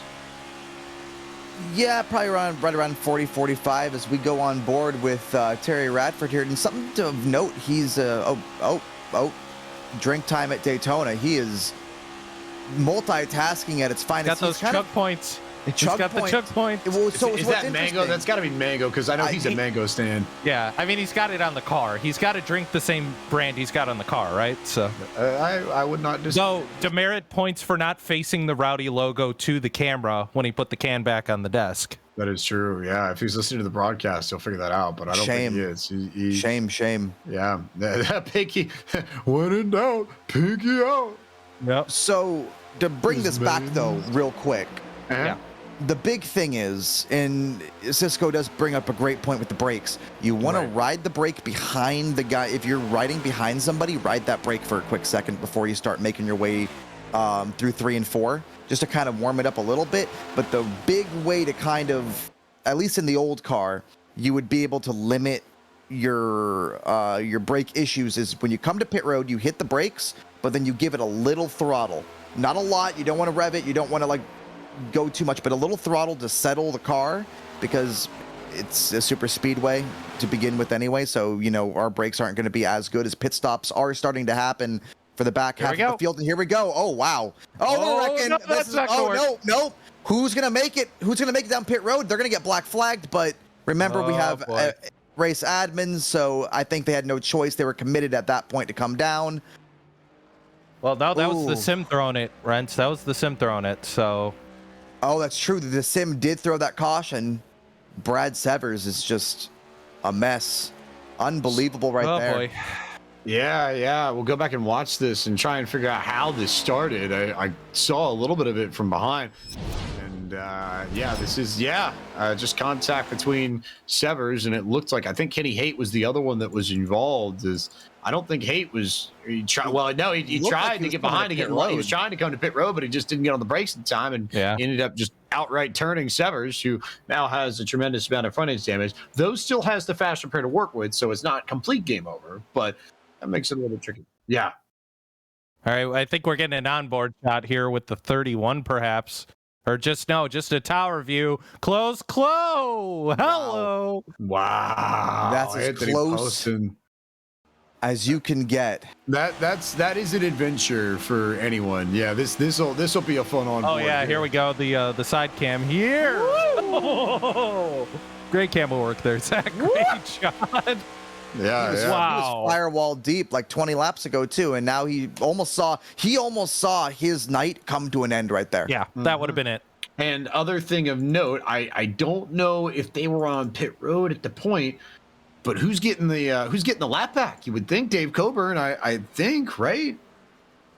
Might have been Ted Hutchinson, because I'm seeing him on it was Coburn. Coburn was Coburn. Yep, Coburn there he goes. and Hutchinson all back on the lead lap. So because I couldn't tell if Hutchinson was on pit road or not, but he was. So that's so confusing. Gosh. And then you figure Coburn's probably going to come down here next time by, as the leaders come off. Severs gets his fast repair and takes off and goes. So he's out in the way. That makes that a little bit easier, right? Yeah. And really quickly, just to kind of clear it up, the guys that did come down pit road when the caution came out, they did get their penalties cleared. So just one of those cases of they were already committed. They would have been more dangerous. And if you're avoiding an incident, you could go down pit road like that, even in the Cup Series, and they would not They'll penalize clear it. you. Yeah, right. So I think they got a little bit lucky because they were avoiding the wreck. But that's kosher. So they were able to come down and get their penalties cleared there. And I'm looking at Anthony Poston now because wave around, but still a lap down. I'm seeing. Right. Yeah. So he's still a lap down.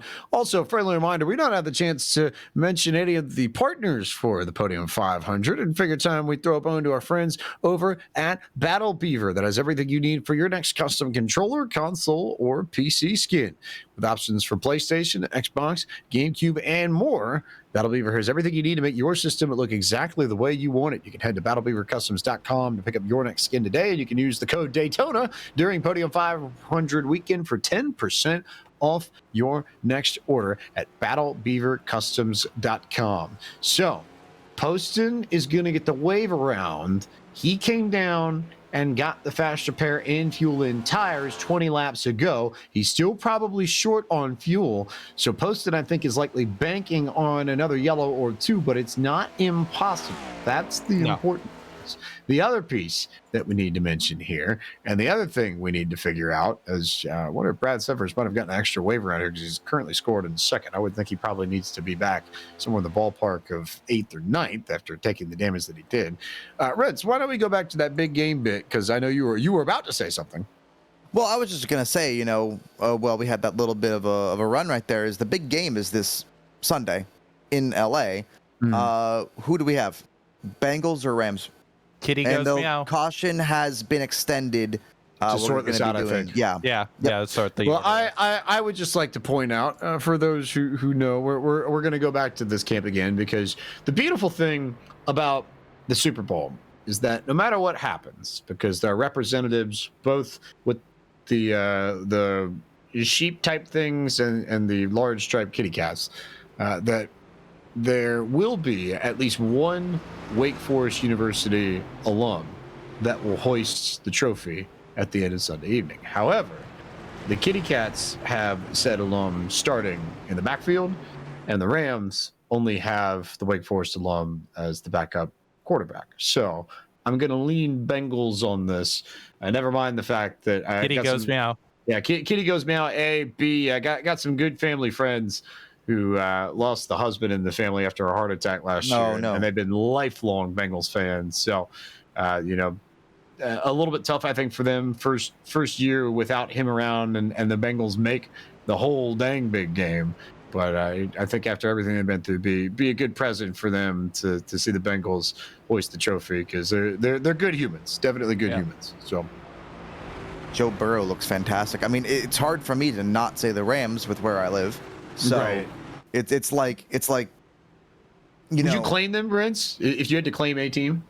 If I had to claim a team, I'd claim the Rams because they were here before the Chargers. I mean, the Chargers should be in San Diego, and I will die on that hill. I'm with you, even though the Chargers do have the best uniforms in the entire league. But Qualcomm needed an upgrade, and San Diego wasn't going to pay for it, so I can see why they left. But at the same time, I mean, if you think of Los Angeles football teams, you think of the Raiders and you think of the Rams.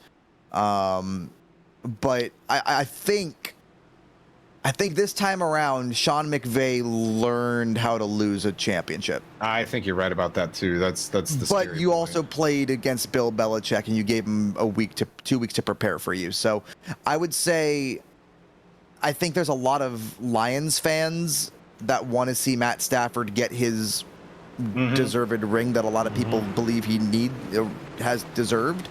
I think Cam Akers has looked really good. Yeah. I think Odell Beckham Jr., this would be massive for his career. Oh, yeah. Yeah.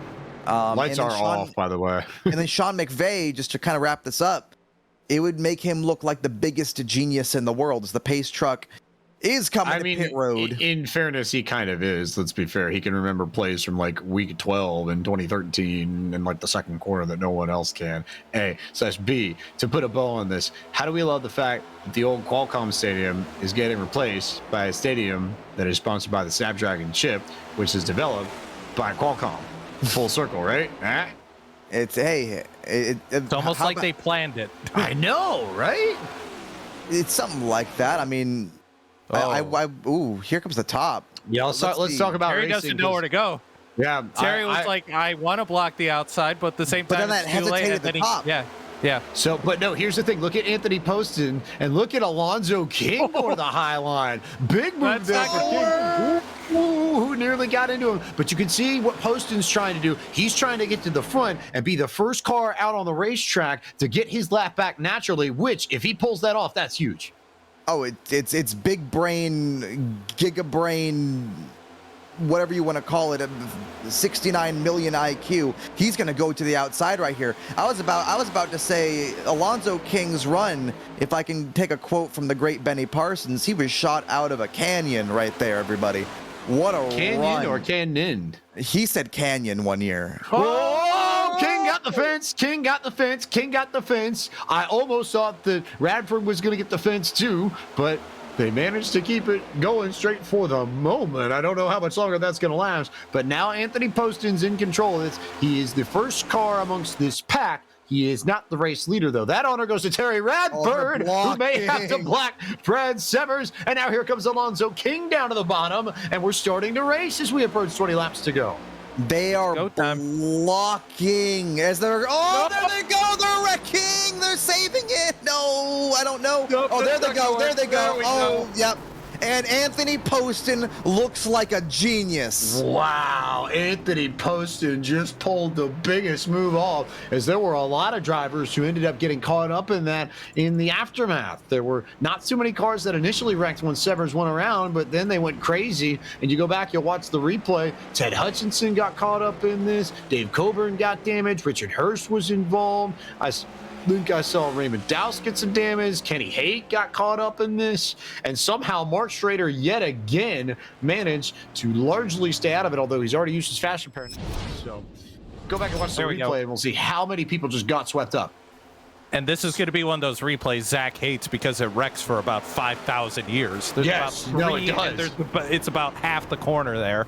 But, and so So the first contact, Radford kind of gets put in the middle there and just gets tagged from the 83, shakes the 83 up, and then King gets shuffled down and then starts to come back up and unfortunately runs to the LePage line just enough to get into the 88 and goodbye The world. LePage line.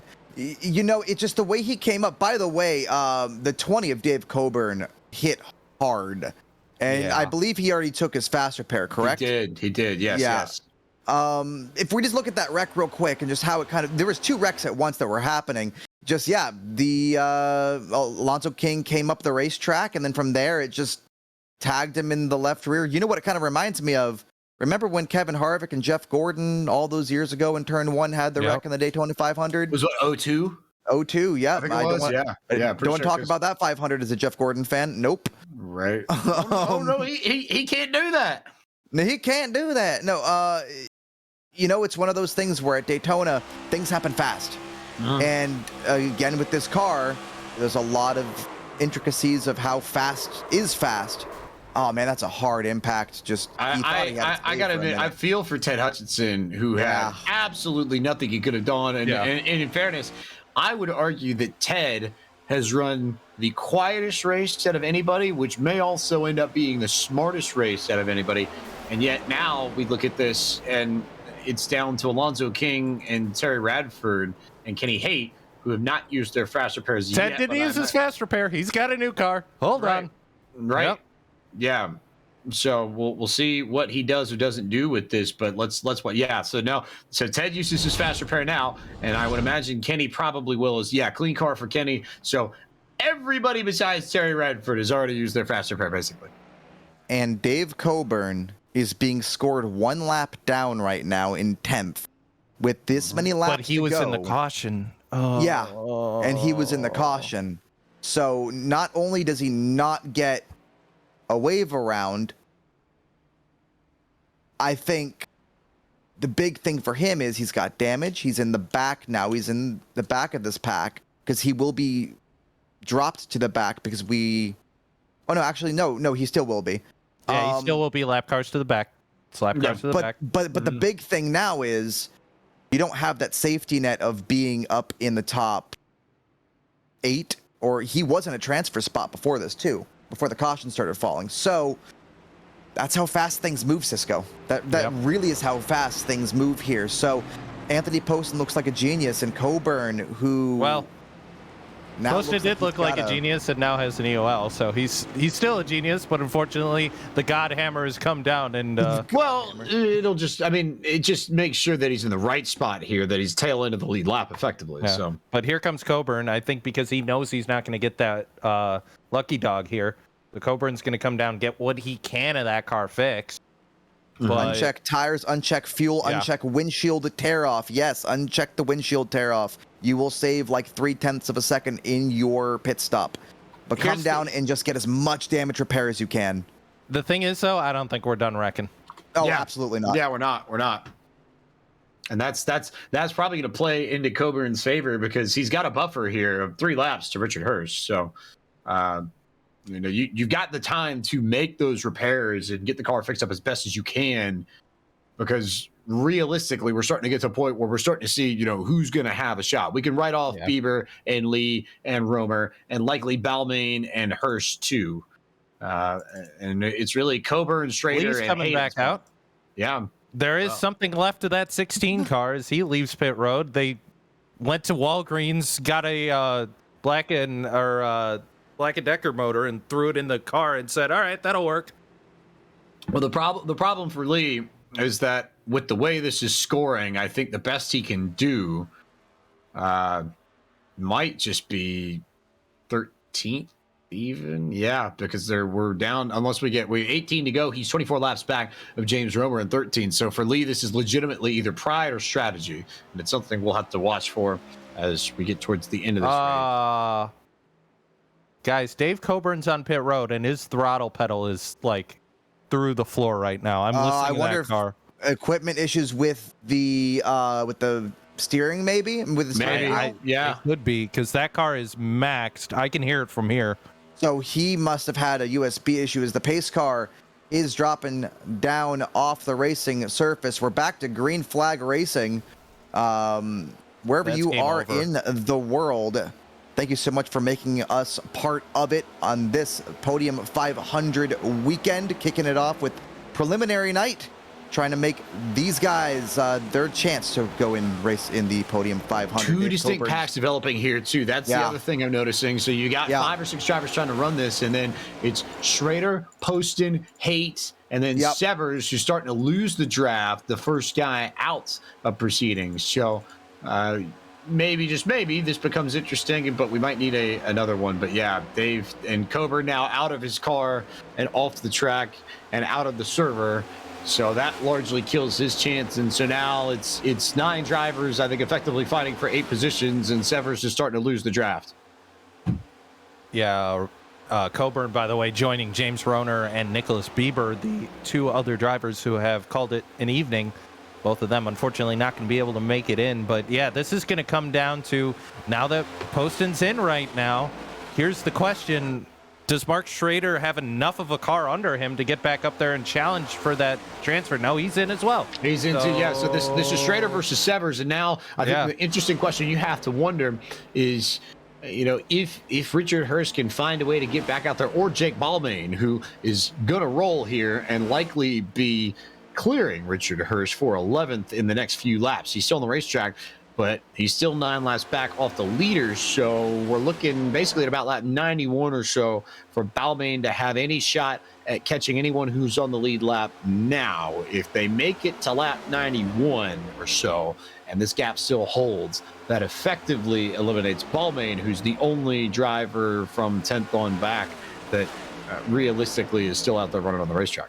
And Balmain's got 157 showing on the Speedo. He's not going anywhere. I'm looking at Severs, same thing, 147, even worse. Both those cars are going nowhere fast. Right. And out of faster pairs too. So yeah, I feel like that almost is a referendum on the way that Schrader ran this race. He got damage early, waited on the faster pair, and just hung out in the back and let everyone else do something. Because again, this is all to be the last person on the grid in the 8 heats. You're going to split everybody up here, and each one of these drivers is going to go into either heat 1, 2, 3, 4, 5, 6, 7, 8, depending on where they finish.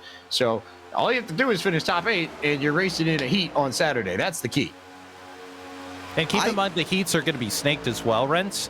So, you know, if you're thinking, oh, well, I'm going to be in a heat with a bunch of, you know, Coke guys and everything, we don't know necessarily. It's still snaked. It's not like the top chunk are going to be in heat 1, because that wouldn't really work. So, Right. Because the way this works, we talked about it a little bit earlier. We'll go over it again now as we see everybody just sort of go in single file. The top 2 outright amongst the, I would expect 300 plus people to qualify tomorrow night, will go directly to the feature race on Sunday. 200 laps, 500 miles, $1,000 to win. Coverage starting at 12:30 for pre-race and 1 o'clock for the race itself on the Podium Esports Twitch channel. Then the third person in line with the third fastest time will start on pole for heat 1, and then 4th will be pole for heat 2, and 5th will be pole for heat 3, and so on and so forth. And then I think it's call it 11th, 10th, somewhere in there.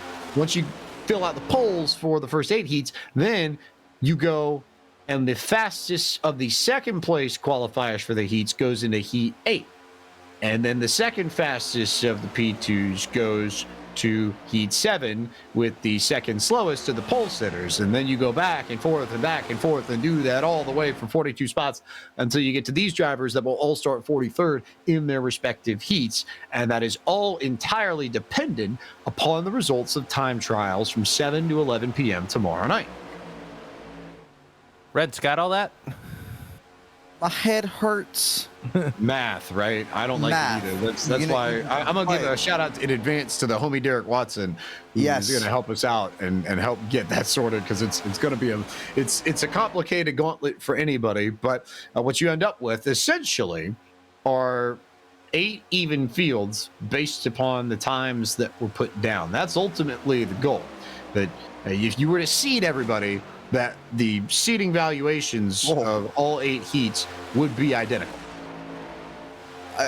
It would be. I was just marveling at Joe Swanson making absolutely moves using with that power move on the top by himself. And I guess by extension, to sort of wrap that bow up, it works out so that no one heat is stronger than the other based upon the qualifying times. And even if, let's say somebody like a Zach Novak or a Femi Olat or a Daniel Falkenham, decides to run, won't matter, because just with the way they qualified, everybody's going to start off on equal footing. It's just when you race. That's the difference. Yeah. Well, the other thing too is everyone who wants to watch a certain driver throughout Saturday, you might have to wait for a few heats, but you're going to get entertained by many other drivers racing or trying to race their way into the duels. It's the closest you're going to be like entertained all day. Right. It's the closest thing that iRacing has to the first day of the NCAA Division I Men's Basketball Championship, where there's just wall-to-wall action all day long. And if you're not racing at a certain point, you can tune into the Podium Esports Twitch channel literally from 12 to midnight on Saturday, and you will see some form of racing action in our marathon day, our longest day of the year, but one of my favorites because it never stops and it's beautiful. Dare I say, Chili Bowl-esque with how everything goes down. No, that's exactly what it is. You're not wrong with that analogy at all, as we're on 10 laps to go already. Shoot, time flies when you're having fun, right? Hey, it's been fun in this one. Some moments for sure, but fun racing throughout. Now, I did hear on the radio a few laps ago that they all reminded each other, if we just kind of ride around for a little bit longer, we're all in the transfer spot right now. Every single one of these guys are transferring. So do you know how many times I wish people would come over the radio and say that in any race that we do that has some sort of heat? Like, if we all just sit here, we'll be fine. Why does that never happen? Poston said that, actually. They were like, hey, he said the words, hey, just want to let you guys know we're all transferring in this pack. So my guess is any moves that will be made are going to be made coming to the checkered flag. As you get a good look right there, that is a wounded race car rejoining the race right there. That is a modified and a half. You're going to find that at New Smyrna. Unfortunate right there. That's Jake Balmain, I believe. Richard Hurst. Richard Hurst. That's Richard Hurst. Okay. Yeah.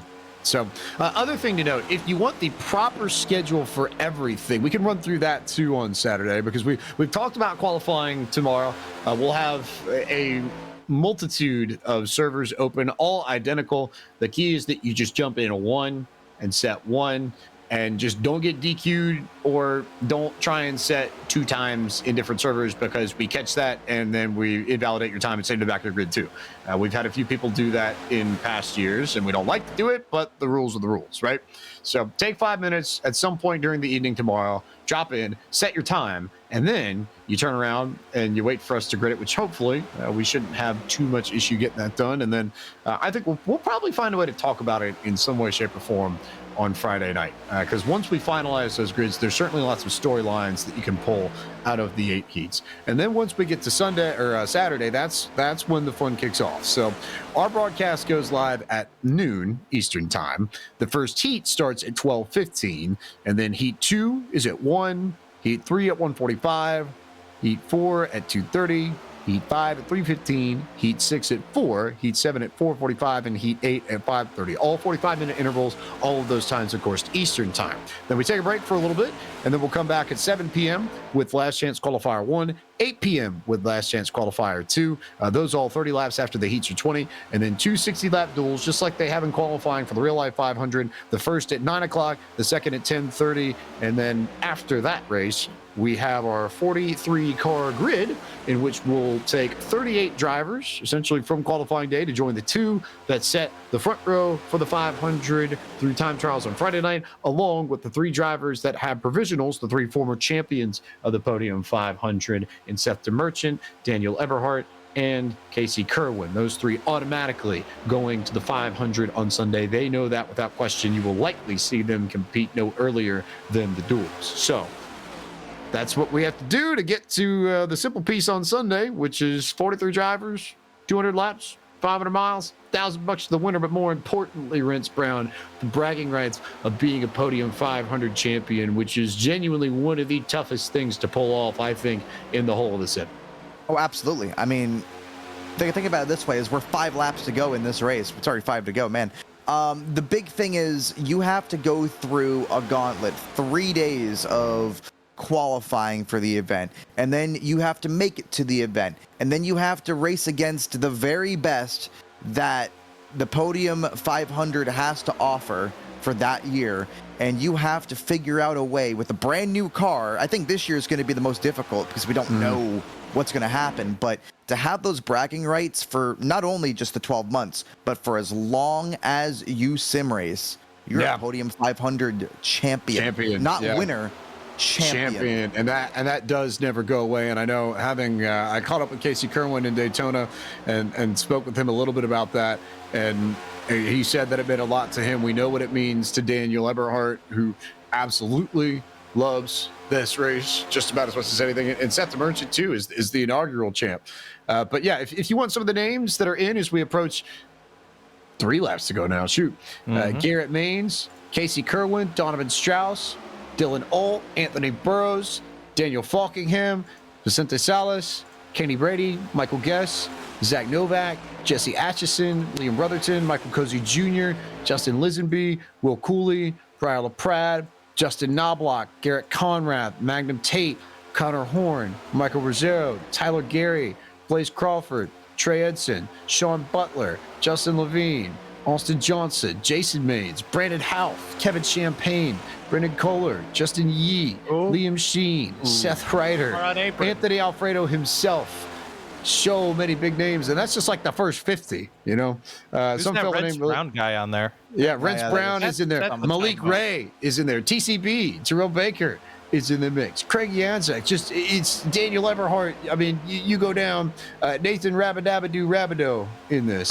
I think J-Bo as well. I think like J-Bo, I think, yeah, somewhere. I'll double check that. But there's so many names, but that's what the Podium 500 is, guys. It really is a who's who in the sim racing world. There are many events that happen throughout the year in the sim racing community, but there's just something about starting the year with a big event. Yeah, we had the Daytona 24. Yeah, we had all of this, but now we get a 500-mile event to kick things off for the NASCAR side of things, which real quickly, let's kick off the final 2 laps of this. We're coming. Yes, indeed. Lap and a half. Make the move now. Now that we know, if anyone does. Yeah. Well, now that we know that the top 8 are effectively going to be locked in as soon as Schrader crosses the line, because we'll have, well, not to go unless we get a yellow and then things get nuts. So yeah, it's a good point. But here we go. White flag in the preliminary race for the 4th annual Podium 500. And there we go. Terry Radford's going to go to the high line and try and make something happen as they pass lap traffic.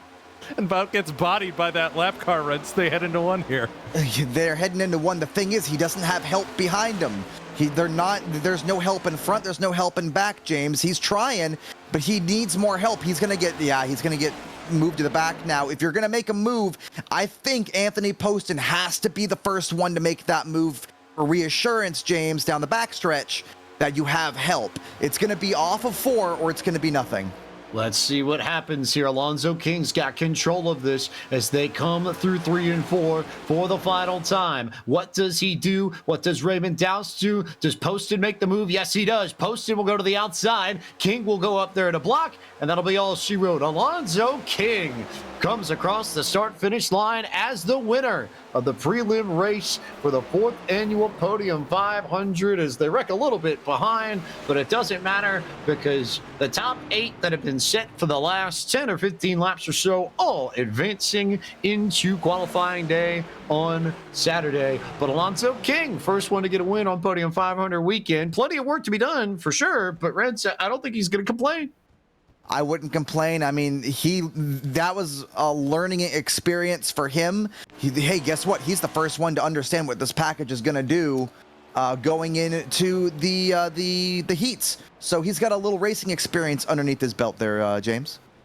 Yeah, a little bit of experience there. We'll see if we can get the top 3 in our Discord server for interviews in just a few moments. But big time win for Alonzo King, who is going to come down to the start-finish line. And I think just about have a little bit of fun with the Martin Sports winning moment founded by Scott Martin nearly 10 years ago. Wild to think about that, right? In the frozen tundra of Michigan's Upper Peninsula, the Uper, as he is. Martin Sports strives for the best customer apparel for your needs. And whether or not it's shirts for your office, jerseys for a local sports team, or specially designed apparel for your sim racing group, Martin Sports has you covered. Along with shirts and other team wear, they also offer gloves specifically crafted for sim racing that are lightweight, breathable, and complete with padded leather palms. You can use the code Podium to receive 25% off of any sim racing glove at martinsports906.com. You can find them at facebook.com/Martin Sports, as we are going to turn our attention to a quick commercial break, but we'll be back on the other side with the post-race show for the prelim race for the 4th annual Podium 500. More coverage from iRacing's virtual Daytona International Speedway coming up in just a few here on Podium Esports. This is iRacing, the world's premier online racing game. iRacing puts you in the driver's seat to experience today's newest form of competitive motorsport, virtual racing, all from your home PC. Race virtually with endurance series from NASCAR, IndyCar, IMSA, the world of outlaws, Aussie supercars, and more. Take on legendary circuits like Daytona, Silverstone, and the Nürburgring. Join iRacing's global online racing community. Get on and getting ready to cross, he goes around the outside, but it's not enough. Tipped away by it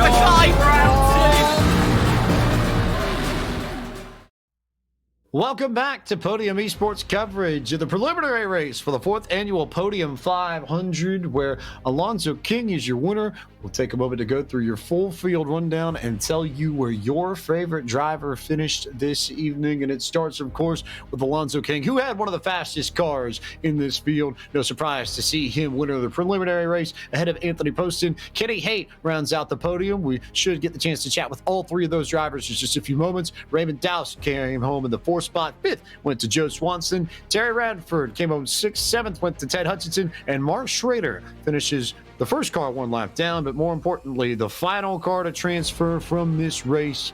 He'll start dead last on the grid, 43rd, in heat number 8 on Saturday in the qualifying races right around 5 p.m. Eastern time. Those 8 advance. The other drivers in this field will see their Podium 500 runs end tonight. It starts with Brad Severs, who unfortunately just couldn't quite make it, and then Jake Balmain got caught up in a lot of rents and just didn't have the luck he needed when it mattered. No, that's what happens at Daytona. Richard Hurst, Dave Coburn, James Roner, Nathaniel Lee, and Nicholas Bieber. I mean, they had moments in this race, James, where they were there, they were up front. Dave Coburn was literally running 3rd when his night got turned upside down, literally into the catch fence. And from there, he just never recovered. So it's just one of those things. It's not supposed to be easy to make your way into the Podium 500. It isn't supposed to be easy to make your way into the Podium 500. But one driver who made it look easy to get things done, we'll see if we can get him here, Alonzo King, winner of the race. Alonzo, Pike in the booth from Podium Esports. Got a copy? Yes, sir. What's going on with you? How about it? How about it coming through to get the victory tonight to kick off Podium 500 weekend? But it seems like you just have a really good feel for this car compared to everybody else at this IRSR level. So how much time have you had with the next-gen car to practice this, to get a feel for what we're going to be racing this weekend? And how much time have you put into preparing for the Podium 500 this year? Well, to be honest with you, I've been running this car for about since it came out, because I knew everybody was going to shit to this car. So I've went and taught myself how to do the setups and stuff on them, and actually started a league up for them and made sure that we were good to go. And I did practice last night for the first time here, but yeah, I really enjoyed it. So you've had some time to make this happen. Yes, sir. You've had some time to learn it, and figures that played into things. Have you noticed the draft package evolve, and have you noticed the way these cars race on super speedways evolve as the updates have come in throughout the last, call it, 9 months or so? To be honest with you, the draft package has actually gotten worse. They really haven't changed a lot with the updates because you still have the 6-inch spoiler. It's gotten the mile and a half and the short tracks is where the biggest issues have been with the small spoilers and the bigger package. But since they have done the updates on the super speedways, these cars have actually gotten a little bit slower. So you had really good So- control of both lanes this evening. Did you notice anything about the outside, about the inside? Was there a particular strategy that you came into tonight with that you wanted to use to try and get a good spot? My biggest thing was at the start, I wanted to get the outside going. I know the inside, they're going to everybody's going to try to fall to the bottom on the start of the race because it was a 100-lap race. And I really tried just to get that outside formed up to show them that we can run faster in a bottom lane on the outside if you have 3 or 4 cars formed up. But once I got that side draft on the bottom, I just started pulling, and that's how I took the lead with Raymond there. And finally, what's it mean to get a victory on Podium 500 weekend in this event? And how about it from one North Carolina into another, holding down for a state that likes to raise up, you know? Hey, you got to love the racing, man. That's why I moved over here. Dude, I'm excited. You know, this is only my first full year on iRacing, and I'm excited. I didn't realize that there were so many, big races. So for me to take a P1 and like even a qualifier, that's top notch for me. So I can write that off the bucket list. You write that off the bucket list and start looking forward. What are you most looking forward to about the heats on Saturday when you get after it 12:15 p.m. on Saturday afternoon to heat number 1? I tell you what, man, what I'm looking for is I want to get some good side-by-side action. I think that's going to be – I want that side-by-side. I want someone to try to outdrive me. So that's my thrill on it. Work to do, but plenty of time to get up there. And we've seen wilder things happen in those races. But you come into this with a little bit more experience and maybe a leg up on some of the other drivers who are going to time trial their way in tomorrow. But in either case, Alonzo King, you've got to win on Podium 500 weekend, the winner of the second preliminary race on 4th annual Podium 500 weekend. Congratulations. Thanks for the time. And we look forward to seeing you Saturday afternoon. All right. I appreciate it, brother. Alonzo King, race winner here in the second prelim race, 4th annual Podium 500. We now turn our attention to Anthony Poston, who is alongside Rance Brown. He was runner-up. Anthony Poston with that second place run back to the front. You had to gut it out. You stayed out. You got to wave around trying to get that lap back. Then you raced the leaders trying to get that next lap back. So talk to me about your race, Anthony. You saw a little bit of everything tonight. Oh, Lord. I'm just glad to come home where we came. Yeah, for whatever reason, every time we'd get to the front, I don't know what was going on. The 7 chopped us a few times, but I'm not sure what was going on there. Well, you seem to be really aggressive right when it mattered. Talk to me about what you learned with this brand new car. Obviously, this is the first time for all of us kind of seeing this car with its with the current updates that we got. What was this race like for you, and what was the aggression level like for you? What were you learning? Yeah, it seemed like the car, you could make your moves within the first 2 or 3 laps getting up to speed. After that, it was just kind of follow the leader and just kind of back and forth on that lane. This top line would stall out and you wouldn't really go anywhere at that point. No, absolutely. And then off of turn 4 coming to the checkered flag, I saw that you made that move late. Anything that you were thinking of? Were you thinking off of turn 4 the whole time, or were you trying to get a run earlier? Always thinking off of turn 4. That way we'd at least make it to the start-finish line, even if they're piled up or anything like that. And Anthony, you're no stranger to coming out of these races and going into the heat racing. Coming up this weekend, this is the second time in a row you're making the show. Any secrets that you're finding out about how to do these super speedway races? What we found is literally just save your car. I mean, if you get a little bit of damage, don't just blow your fast repair. Try and take the damage because you're always going to have that wreck later on. All right, excited for the rest of this weekend? Oh yeah, looking forward to it. All right, is there before I let you go real quick, anyone that you want to shout out, anyone that you have to thank? Just got to thank my teammates, 3 Wide Motorsports. They're not attempting this weekend, but they're watching. Well, you know what? There you go. James Anthony Poston with yet another run into the Podium 500 weekend. Second place run for the 31 car. Big time run for him. Big time run for our third place driver who now joins us in the booth. Kenny Haight here. And Kenny, just a lot of stuff that you had to avoid this evening. How tough was it to get around the wrecks that happened, and how tricky was it just to make sure that you had a place in all this at the end of it? Man, we did really good at the beginning. We avoided just about every wreck that there was until the last one, I believe. We missed the first half of the wreck, and then we got caught up in the second half of it. But I got to tell you, my spotter did a fantastic job. I can't thank Joseph Mitchell enough for spotting me here tonight. He did incredible, and we got ourselves a podium finish out of it. You get a podium finish out of it. You get into the Podium 500. We will see you in heat number 3, which will kick off, I believe, in the 2 o'clock ballpark, I think, Eastern time. But fun story for you. You are actually based just outside of Fairbanks, Alaska, of all places. So we've got Alaska represented in the Podium 500. Tell us a little bit about that story. Well, I enlisted in the military in 2017, and I spent 2 months in Texas, 2 months in Missouri, and then I got orders up here to Eielson, and it's different. I grew up in Pennsylvania, so I've already gotten used to cold, but it's different up here. It's a dry cold, no wind, so it's honestly quite a bit easier. I mean, even though temps drop down to negative 50, I've seen negative 58, I believe, but everything after negative 20 feels the same anyways. It sort of just all blends together. What's the sim racing community like up there, and how much do you interact with that versus your folks from Pennsylvania and back home?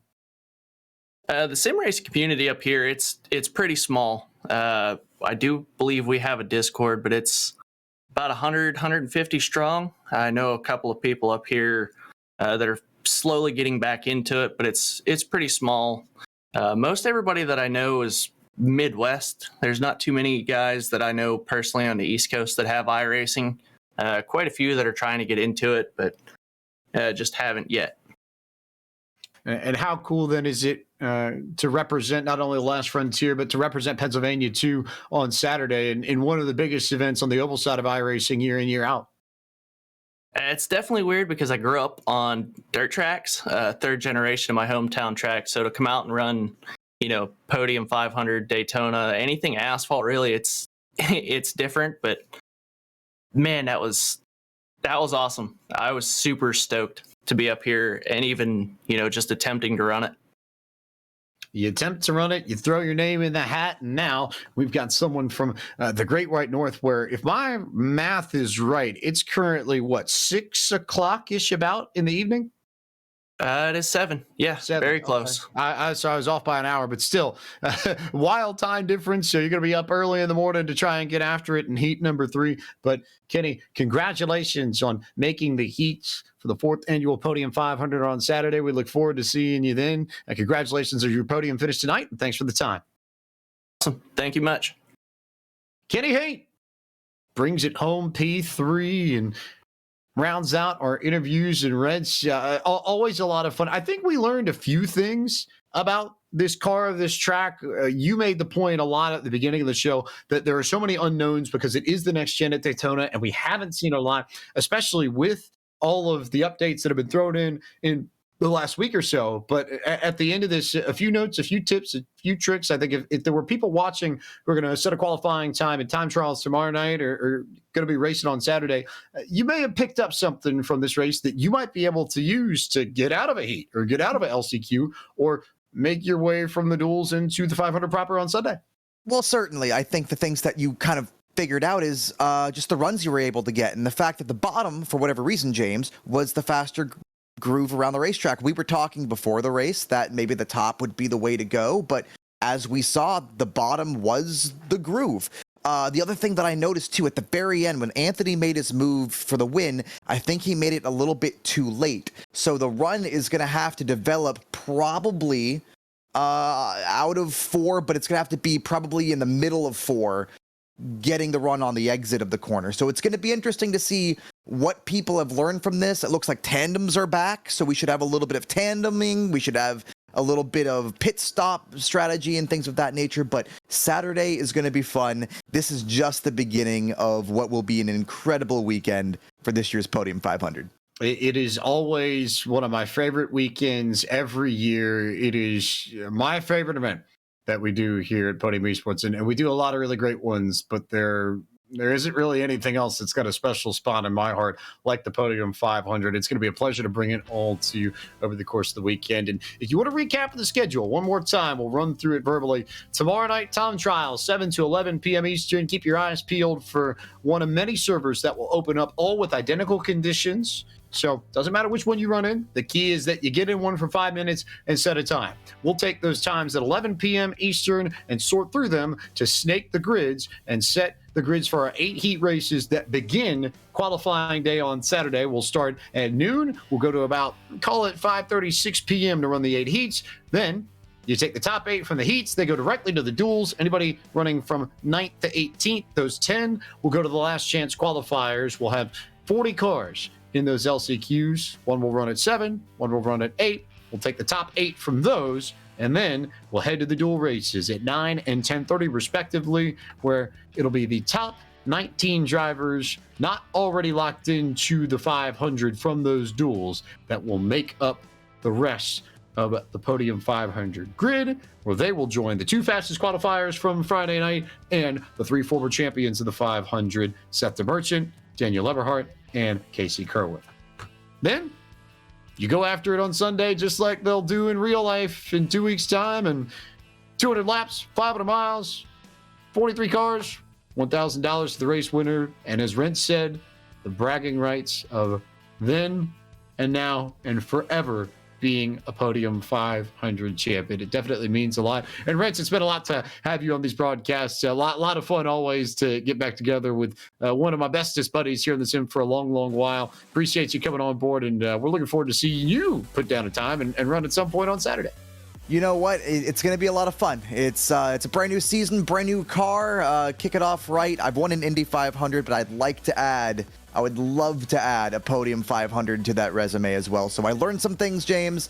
I can't wait to throw down a lap, and I can't wait to be part of the festivities on Saturday. We gave you a bird's eye seat for all of this to learn a little bit. So, hey, if you take those notes, you make it work for you, I'm not going to stop you. It's, part of the benefits of going way, way back, golly, almost 10 years now. Yeah. Been around, which is crazy to think about. And one flu-ridden Dodgers game for me that I didn't realize I was sick until after the fact. And my fever broke the night after in the Airbnb. Oh, no. But, hey, the Dodgers have a good stadium. Dodgers have a good stadium. ITFTB. If anybody comes in on @Rents Defense, then that's where it is. And we know it's twitch.tv/Rents Defense. It's @Rents Defense on Twitter. Anywhere else where we need to follow you, by the way? We have a subreddit. It's going to be r/Rents Defense. So if you want to join us there, and we also have a Discord, just go over to my channel, !Discord. Come join the festivities. And we're going to be live tonight. Don't know what we're going to do. Probably some IRP, Lorp in the trucks. Should be some fun times indeed. Yeah, highly recommend it. And the nice thing is that Rents being Southern California based, it usually isn't on when we're on, so you can watch Podium broadcasts and Rents' broadcast back to back and maybe fall asleep to them. Who knows? But for now, I guess it's time for us to try and fall asleep because we've got some big work to do tomorrow, no doubt about it. So a big thanks to everybody that helped out tonight with the preliminary race of the Podium 500. Cisco Scaramouza, who joined us in the booth. Nick Weatherby, who was handling social media. Our race control for this evening, William Hale and Brandon Davis. Our producer, Zach Johnson, and all the team at Podium Esports that helped make things possible behind the scenes. John Theodore and Gary Sexton and Ryan Bauer, part of that bunch. I am James Pike, the voice of Podium Esports. Thank you so much for watching our broadcast of the preliminary race for the 4th annual Podium 500. Congratulations to all 8 of our drivers advancing to Saturday's qualifying day, and in particular to the winner out of Camden, North Carolina, Alonzo King. Until Saturday, good night all.